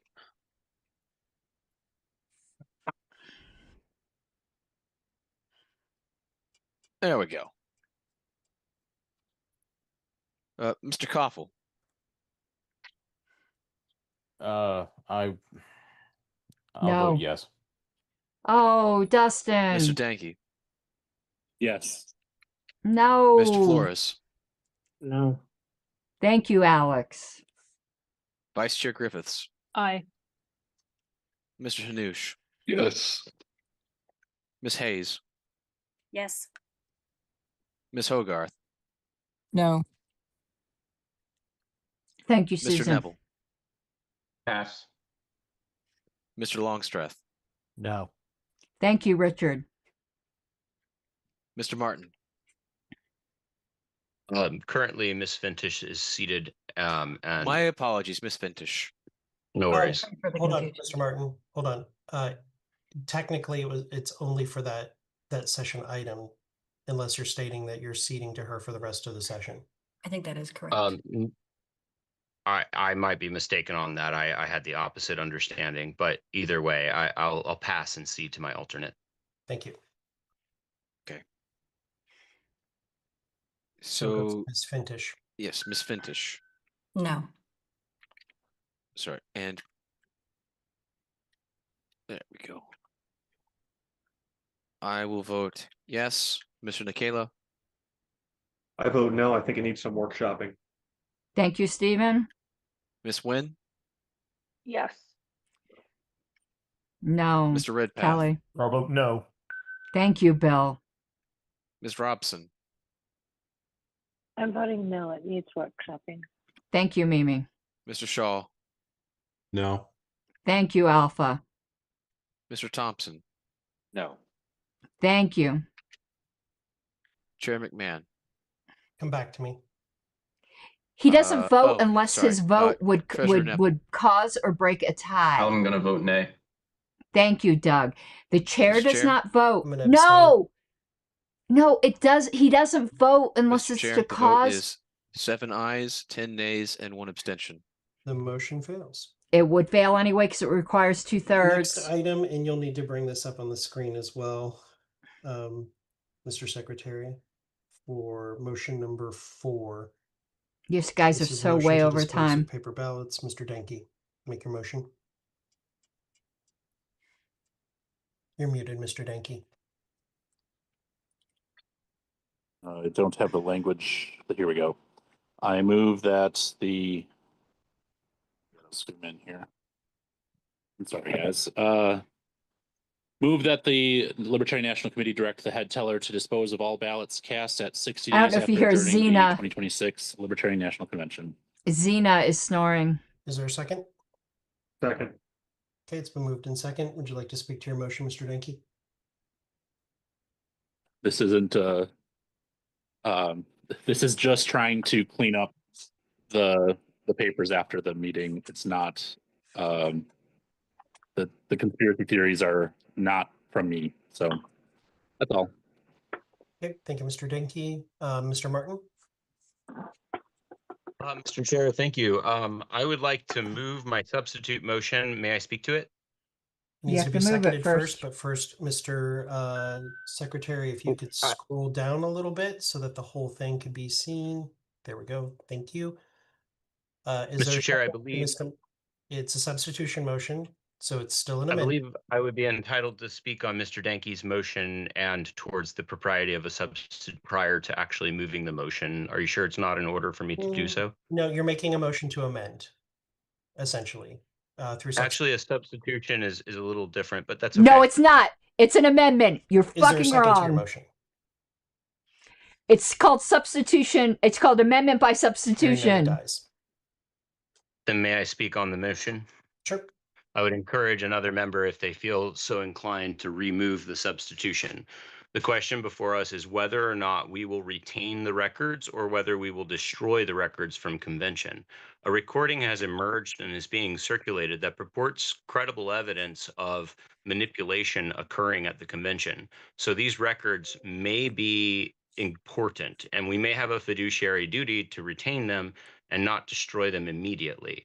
I realize that if there's no controversy, it's not controversial to dispose of unnecessary records. But in general, best practices encourage keeping them for 22 months, which is why No, I that's wrote not the best motion to retain practices. them for up to 22 months. We are Are you going to pay anticipating Mike litigation, Seebeck to so store it is an them? extremely foolhardy and personally dangerous move to try to destroy these. I believe that voting yes Are on you this going to motion pay could Mike Seebeck create to personal store them? liability.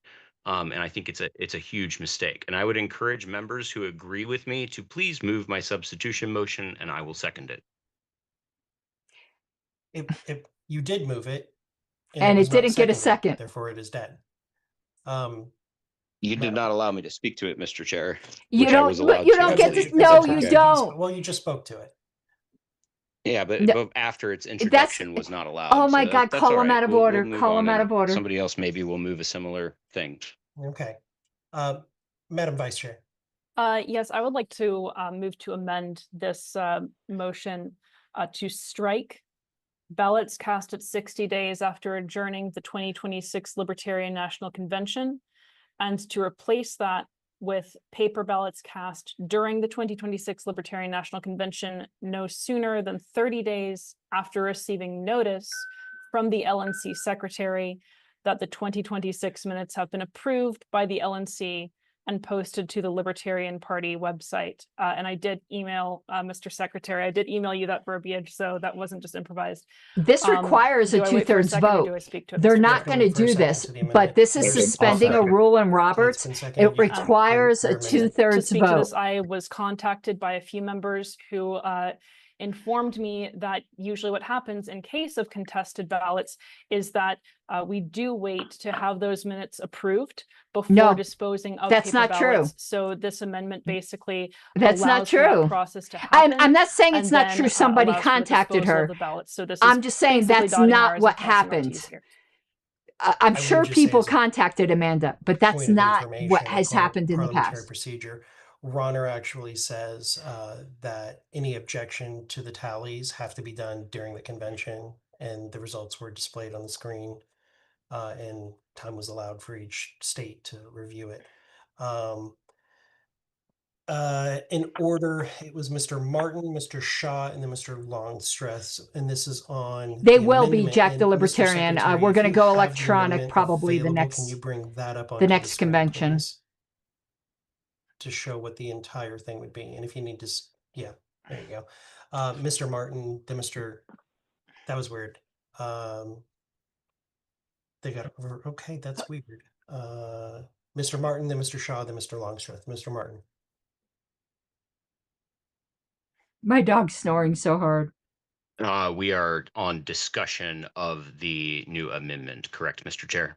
Correct, which I believe is on the screen now. Okay, I understand the need to do something with them. I'm anxious over the fact that we may be required to hold these records. It's possible they could become related or be identified in a litigation hold. That may be unlikely, and a lawyer may be good to ask about that. But I'm not certain this is something that we should be handling the way that we are, and I'm concerned about that. And I don't think the amendment addresses this problem. So I'll just leave it at that. Thank you. Mr. Shaw.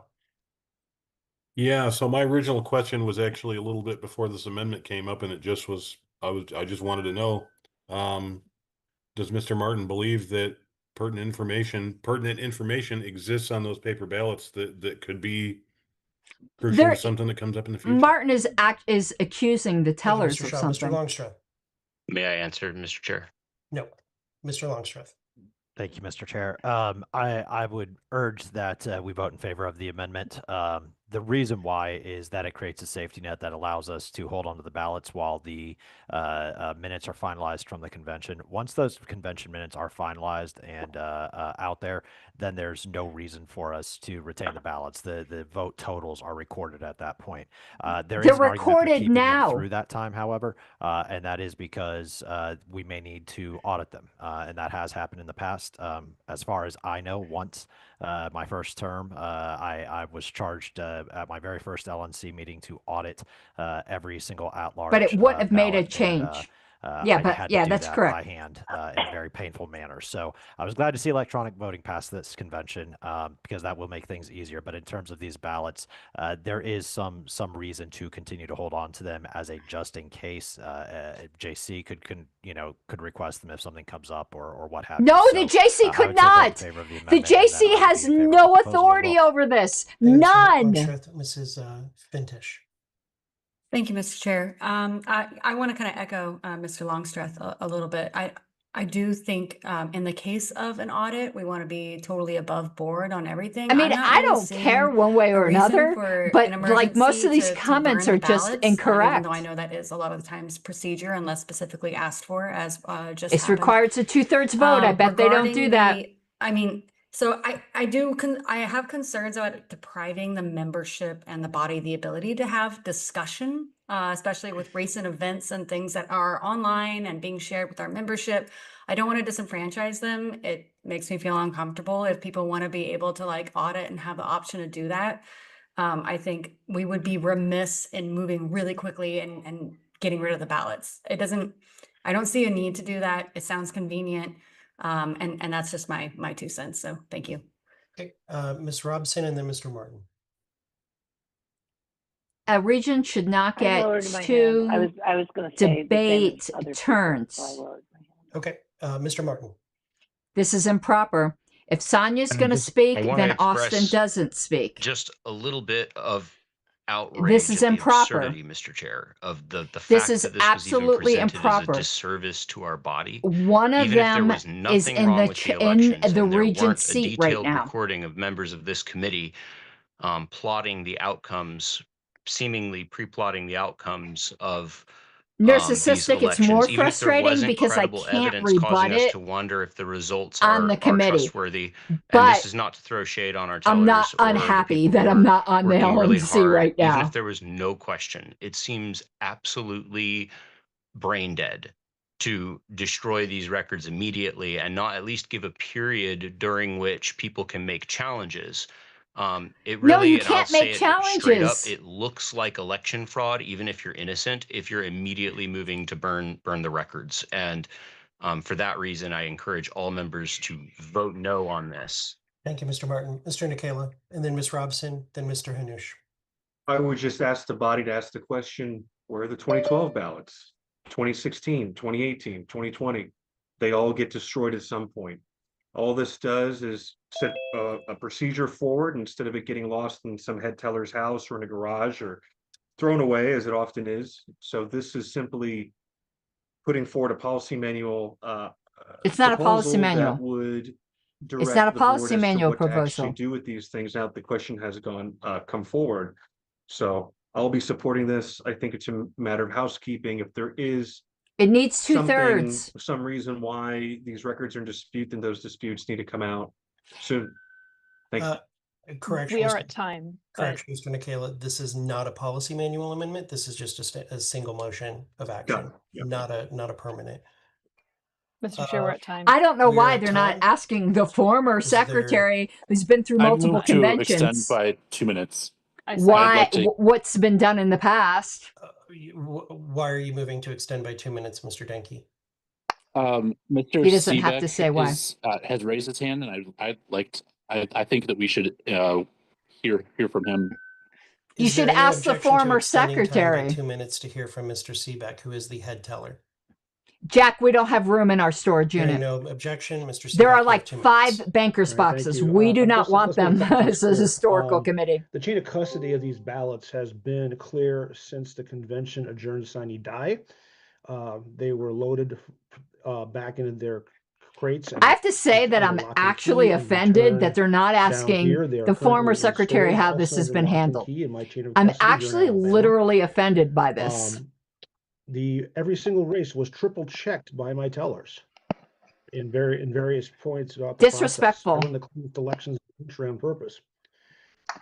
Somebody wants to come down here to Alabama and audit them. If the committee wants to retain them, that's fine. I got no problem with that. All I'm asking here is, what do we do with them and when? That's all. That's my concern. Okay, Jack. I take things very literally.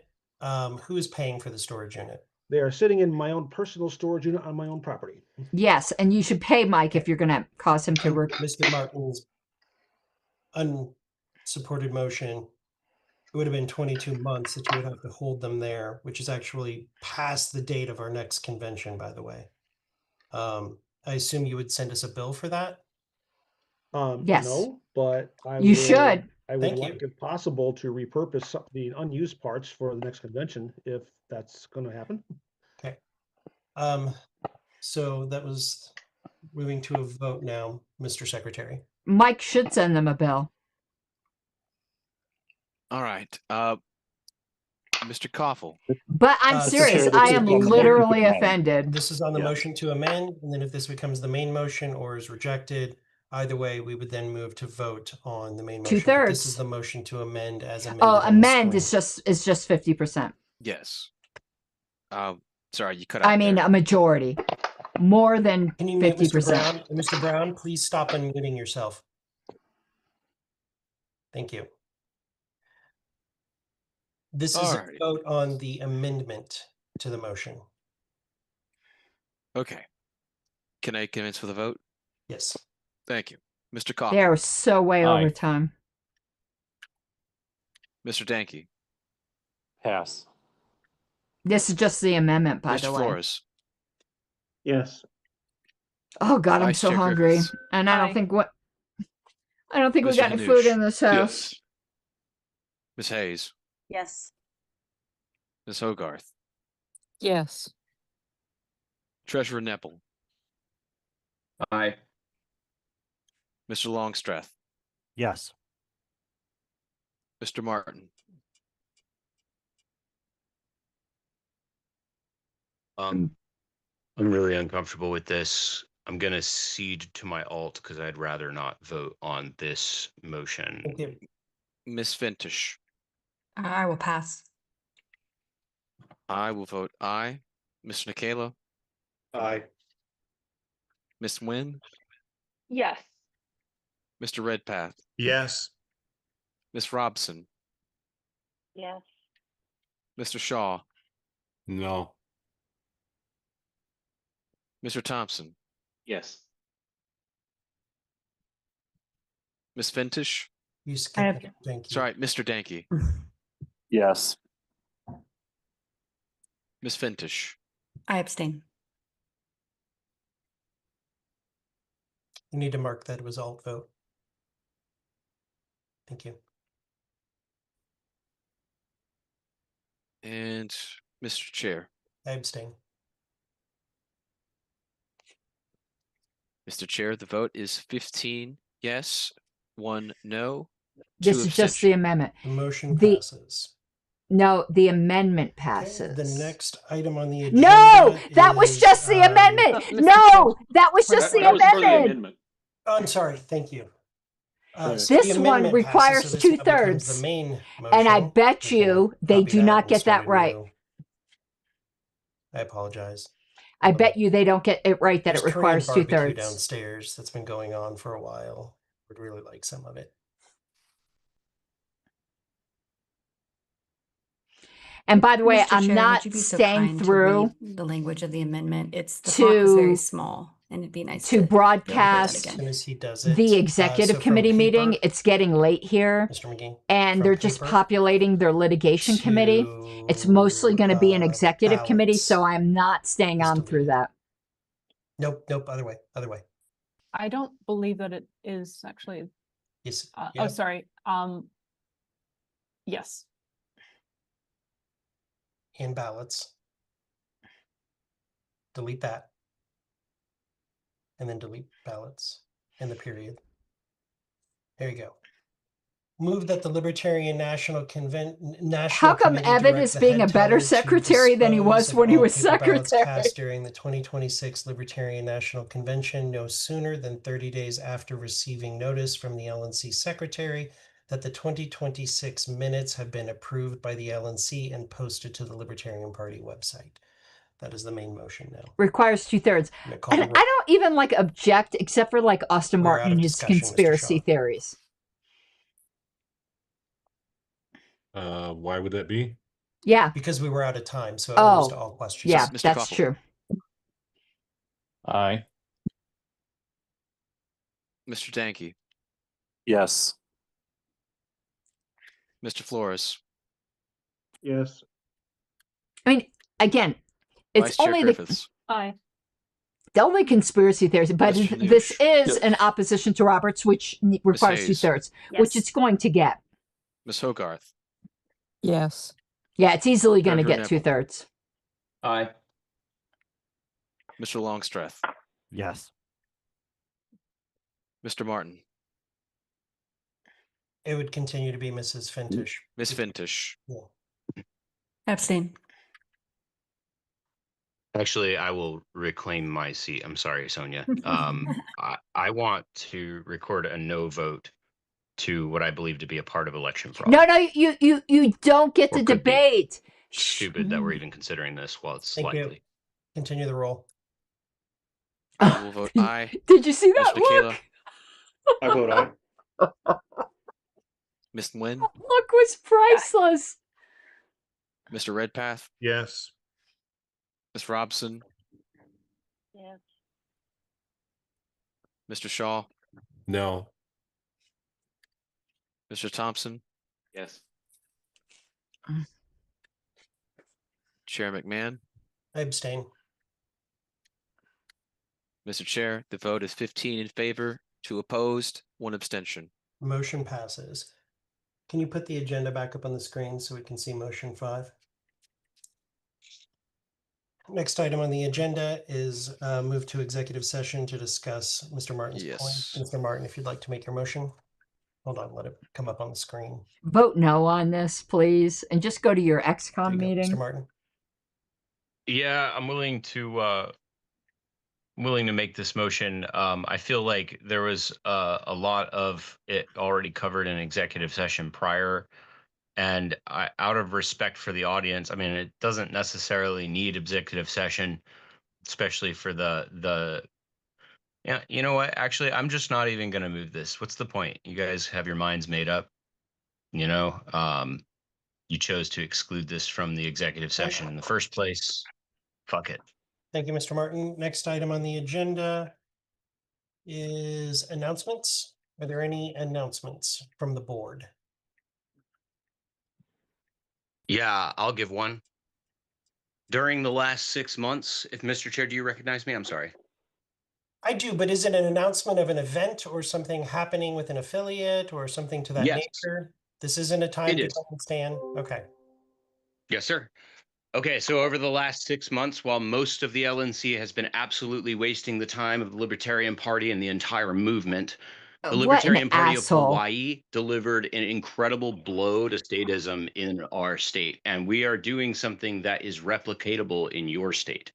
Each state party, we are the They backbone of should this have movement. public comment This at is the end, where but they the don't. real work is done, not here in the LNC, right? The real work is done with you guys, and it's done on your electoral maps.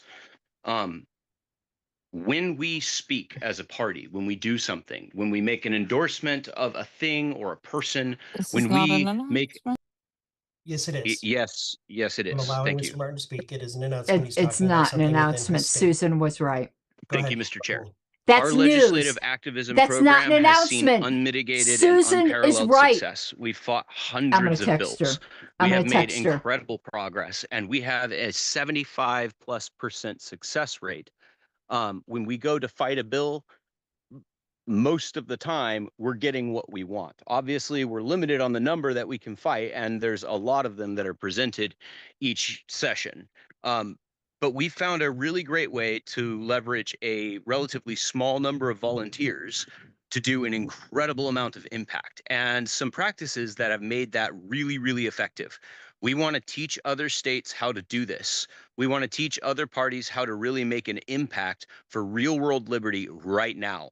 Make them get used to you being in the halls of decision making. Put your candidates forward as people who can deliver libertarian messaging into the belly of the beast.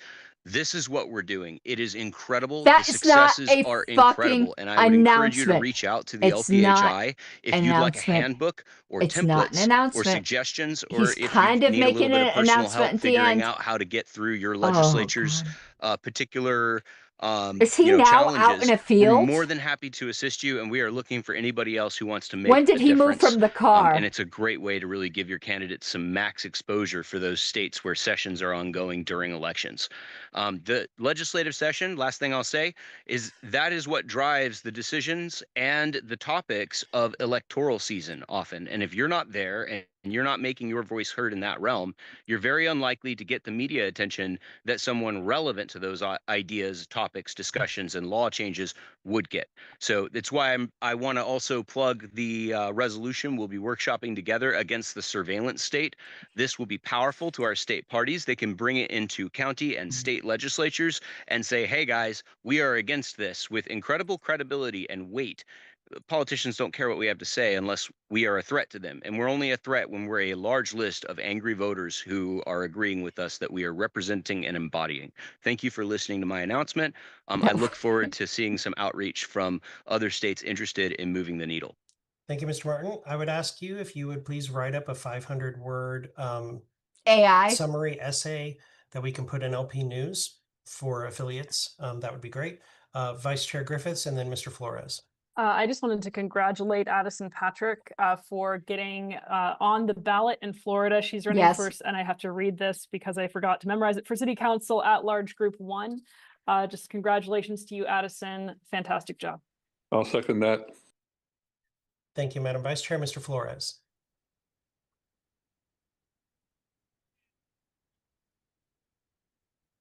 Thank you, Mr. Chair. I just wanted to quickly announce that the AZLP is been successful in pushing for the removal of flock cameras in different communities in our state. Currently, Chandler is in the process of removing flock cameras from their city. So we're asking for, this is my my shameless plug, to donate to the AZLP to help us in our push to get flock cameras removed from your communities. And that would Plugs be azlp.org/donate. aren't announcements, by the way, but at Ms. least that Robson. wasn't insulting people. I It just was want to announce positive. that in California, we have a candidate, William Brown, William Brown Jr., I believe, but he made it to the top 2 in our Yay. really ridiculous our primary system, which is top 2. He was running in a contested God bless primary the against 2 other 230 of people, you that are still and he watching made this it to the live. top 2. He will be on the November ballot. We're going to really have to come excited up with a because drinking only the game. 3rd time We are that this has definitely going to happened have to come up with a drinking since game. we've had the top 2 that was Prop 14 in 2010. And we could use help in California. So if you go to candidate.fund, you can give us money to help our candidate. And that's all. Thank you. Thank you, Ms. Robson. Thing you forgot to mention is that he is on the ballot for state senate. So that is a legislative. It's state senate, I'm sorry, state assembly district 12. I said that wrong. It's assembly district 12. I apologize. And the chair would like to make an announcement. If you're interested in running for office or would like more information about the Libertarian Party or your local affiliate, please call us at 1-800-ELECT-US. Yay. Hello? I'd like to report a sighting of a statist. I would entertain Wait, a hold motion on. to adjourn at this time. Motion to adjourn. Like to I'm gonna report a have statist motion at this by Mr. time. Hanoush, and it was moved and seconded. Is there any objection? Yes, I have props. Hearing no objection, we are adjourned at 10:23. Do not leave, executive committee members, because he's going to pause the recording now after noting that it is 10:23. And then we will restart. Recording stopped. We'll take a 10-minute recess. Thank you. To go to the bathroom and get a beverage, and then we will start the executive committee after that. Mr. Bost, you are free to talk whenever you want now. Get you some of that Yes. that Korean barbecue. I want to take full response. I want to take full responsibility for screwing up the EPCC vote at the last meeting. I read the wrong policy manual. I'm trying to be helpful. I thought it was 5-2. I forgot that it was amended in August to be 3. So I join you in that mistake. So, but I honestly think that it will be good to have 5 members on there. The 5 people we have are all professionals, have business experience and background, and it's good to have extra voices when it comes to the negotiations for contracts, and to have people looking at things. We have a really good staff. I hope we bring on more people onto staff. I hope we can afford to hire out more positions. So I'm looking forward to the EPCC doing more work. Again, I'm not You don't have to continuing raise your through hand, the Ms. through the Fintish. When we're executive in recess, committee. you can just speak whenever you want. Just say whatever you want. But first, you got to unmute yourself. There you go. Okay, awesome. Yeah, thank you. About the policy manual. So the version I have is June 1st, 2025. Yeah, the last I went one through I did. all the draft minutes on the LP website. The only policy manual update I see that I think is relevant, and I could be incorrect, is one in August. I was just curious when we would get an updated version of the policy manual. I'll send it back out. I think the last one that we did was in August 10th. March. No, it was March. So we've had 2 since then. We had one to require 14 days. Was it? No, what was it? Okay. It was something. So many days on an email ballot to fill a vacancy required 48 48 hours. 48 hours. 48 hours for Yeah, nomination. exactly. Okay. Yeah, Then the if we can second get one- that emailed out, Yeah. just because it's hard to piece together. Like I Yeah. understand that there's institutional knowledge somewhere on OneDrive. Yeah. There's nothing on my OneDrive that I have access to. Okay. So whatever is supposed to be there, we do not have access to if we were not on last term. Okay, I will make It would sure be that really gets nice to sent have out in the that morning. I'm not going to do it tonight No, because I'm Miss, exhausted. Yeah. But because you need Korean barbecue. That's why.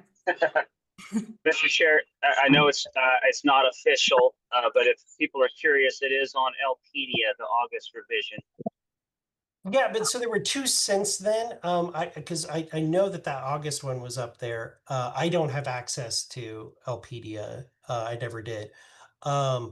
But there were two other revisions to it. There was, like I said, there was one which I can't remember exactly when it was, that did the 48 hours for nominations to fill vacancies via email ballot. The second one was in March of this year, which added a new section under, I think the term was membership, and it added a section just defining what a qualified membership was.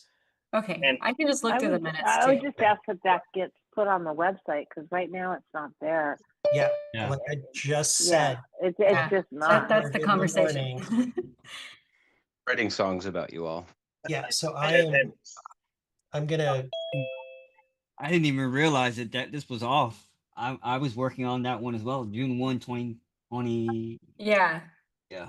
It Everyone wasn't does have relevant access to to anything that we were voting on tonight, which is why I was looking through. But policy manuals are just the best. So I'm glad we can get an updated one. and twice in the same night, I've repeated what was just said 2 seconds before. So I apologize for that.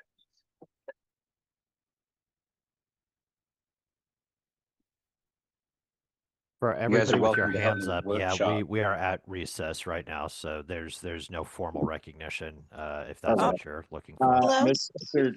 Chair, if I may, when you or Mr. McGee get an opportunity, could you get me a copy of the signed version of the region agreement for the region I'm in? I know I had emailed you guys about it, but just, I think he stepped away, actually, never mind. I just want to point out that everybody has access to Elpedia.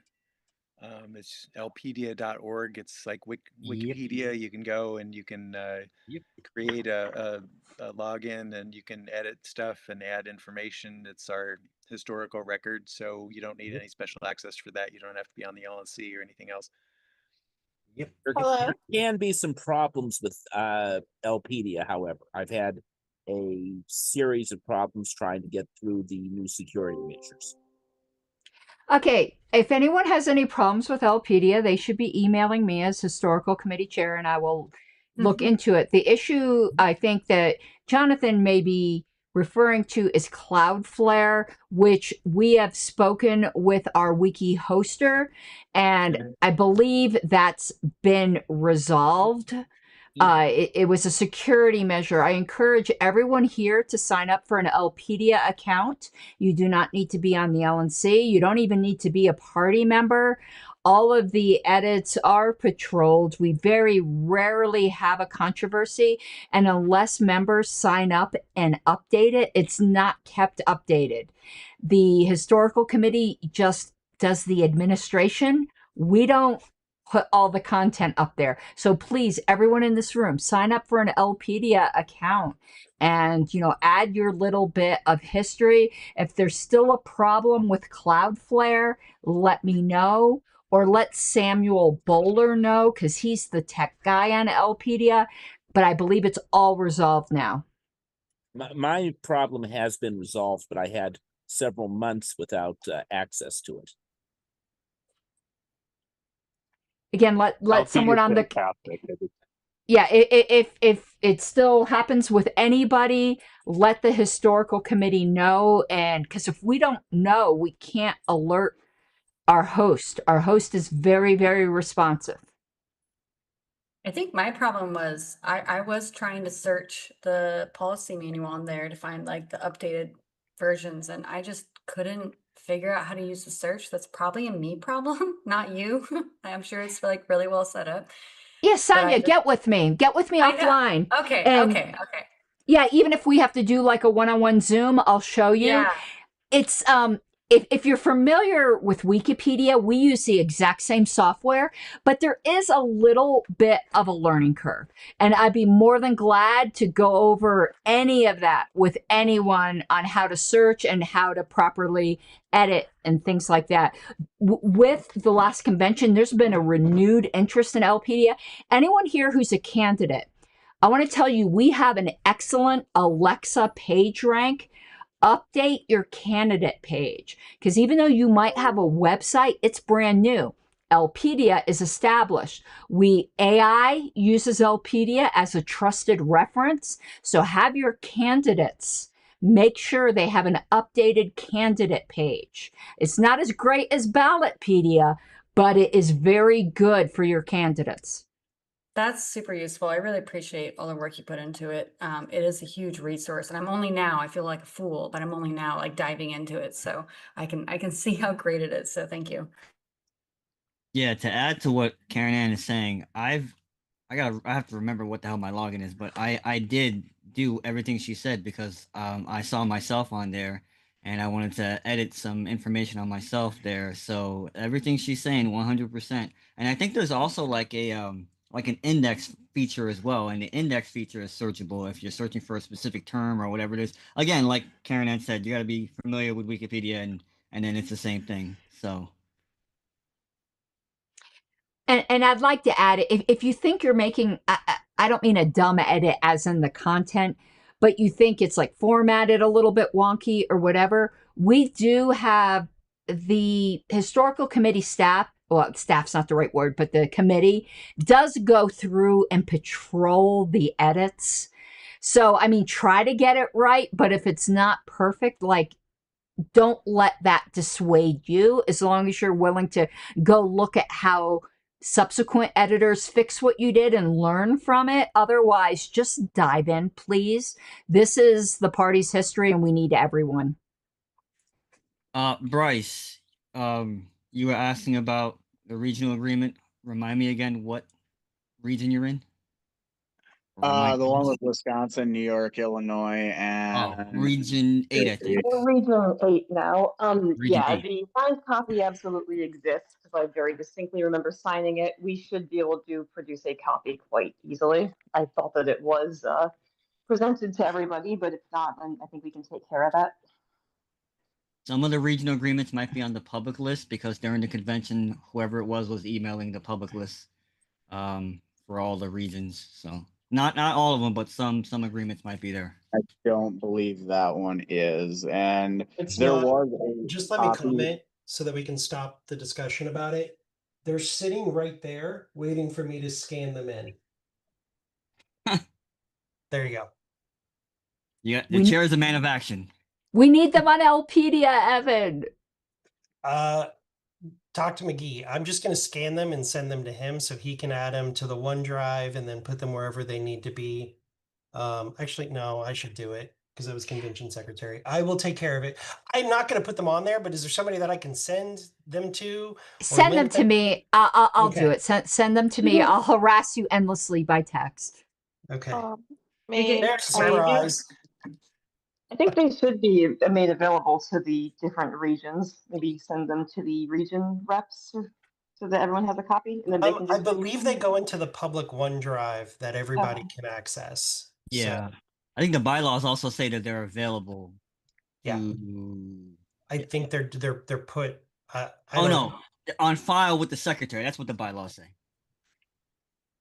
They should always be on file with. Is everybody back? That's on the executive committee. Yo. Okay, everyone, I'm ending the meeting now. We're not covering the executive committee. It's getting late here. I don't expect any motions other than populating the litigation committee. So I'm going to let you all go. I hope you have an awesome night. And my God, 232 of you are watching live.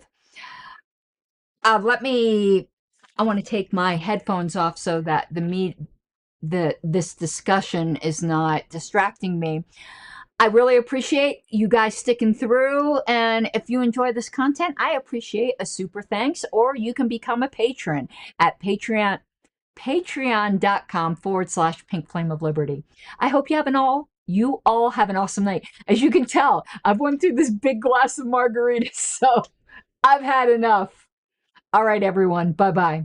You gotta take what you're given, that's how we live it. Don't be mad at the system, it's simply how we've existed. I hear a lot of people talking like they politicians or choose to be an accountant because it's safe in a business, not because they want to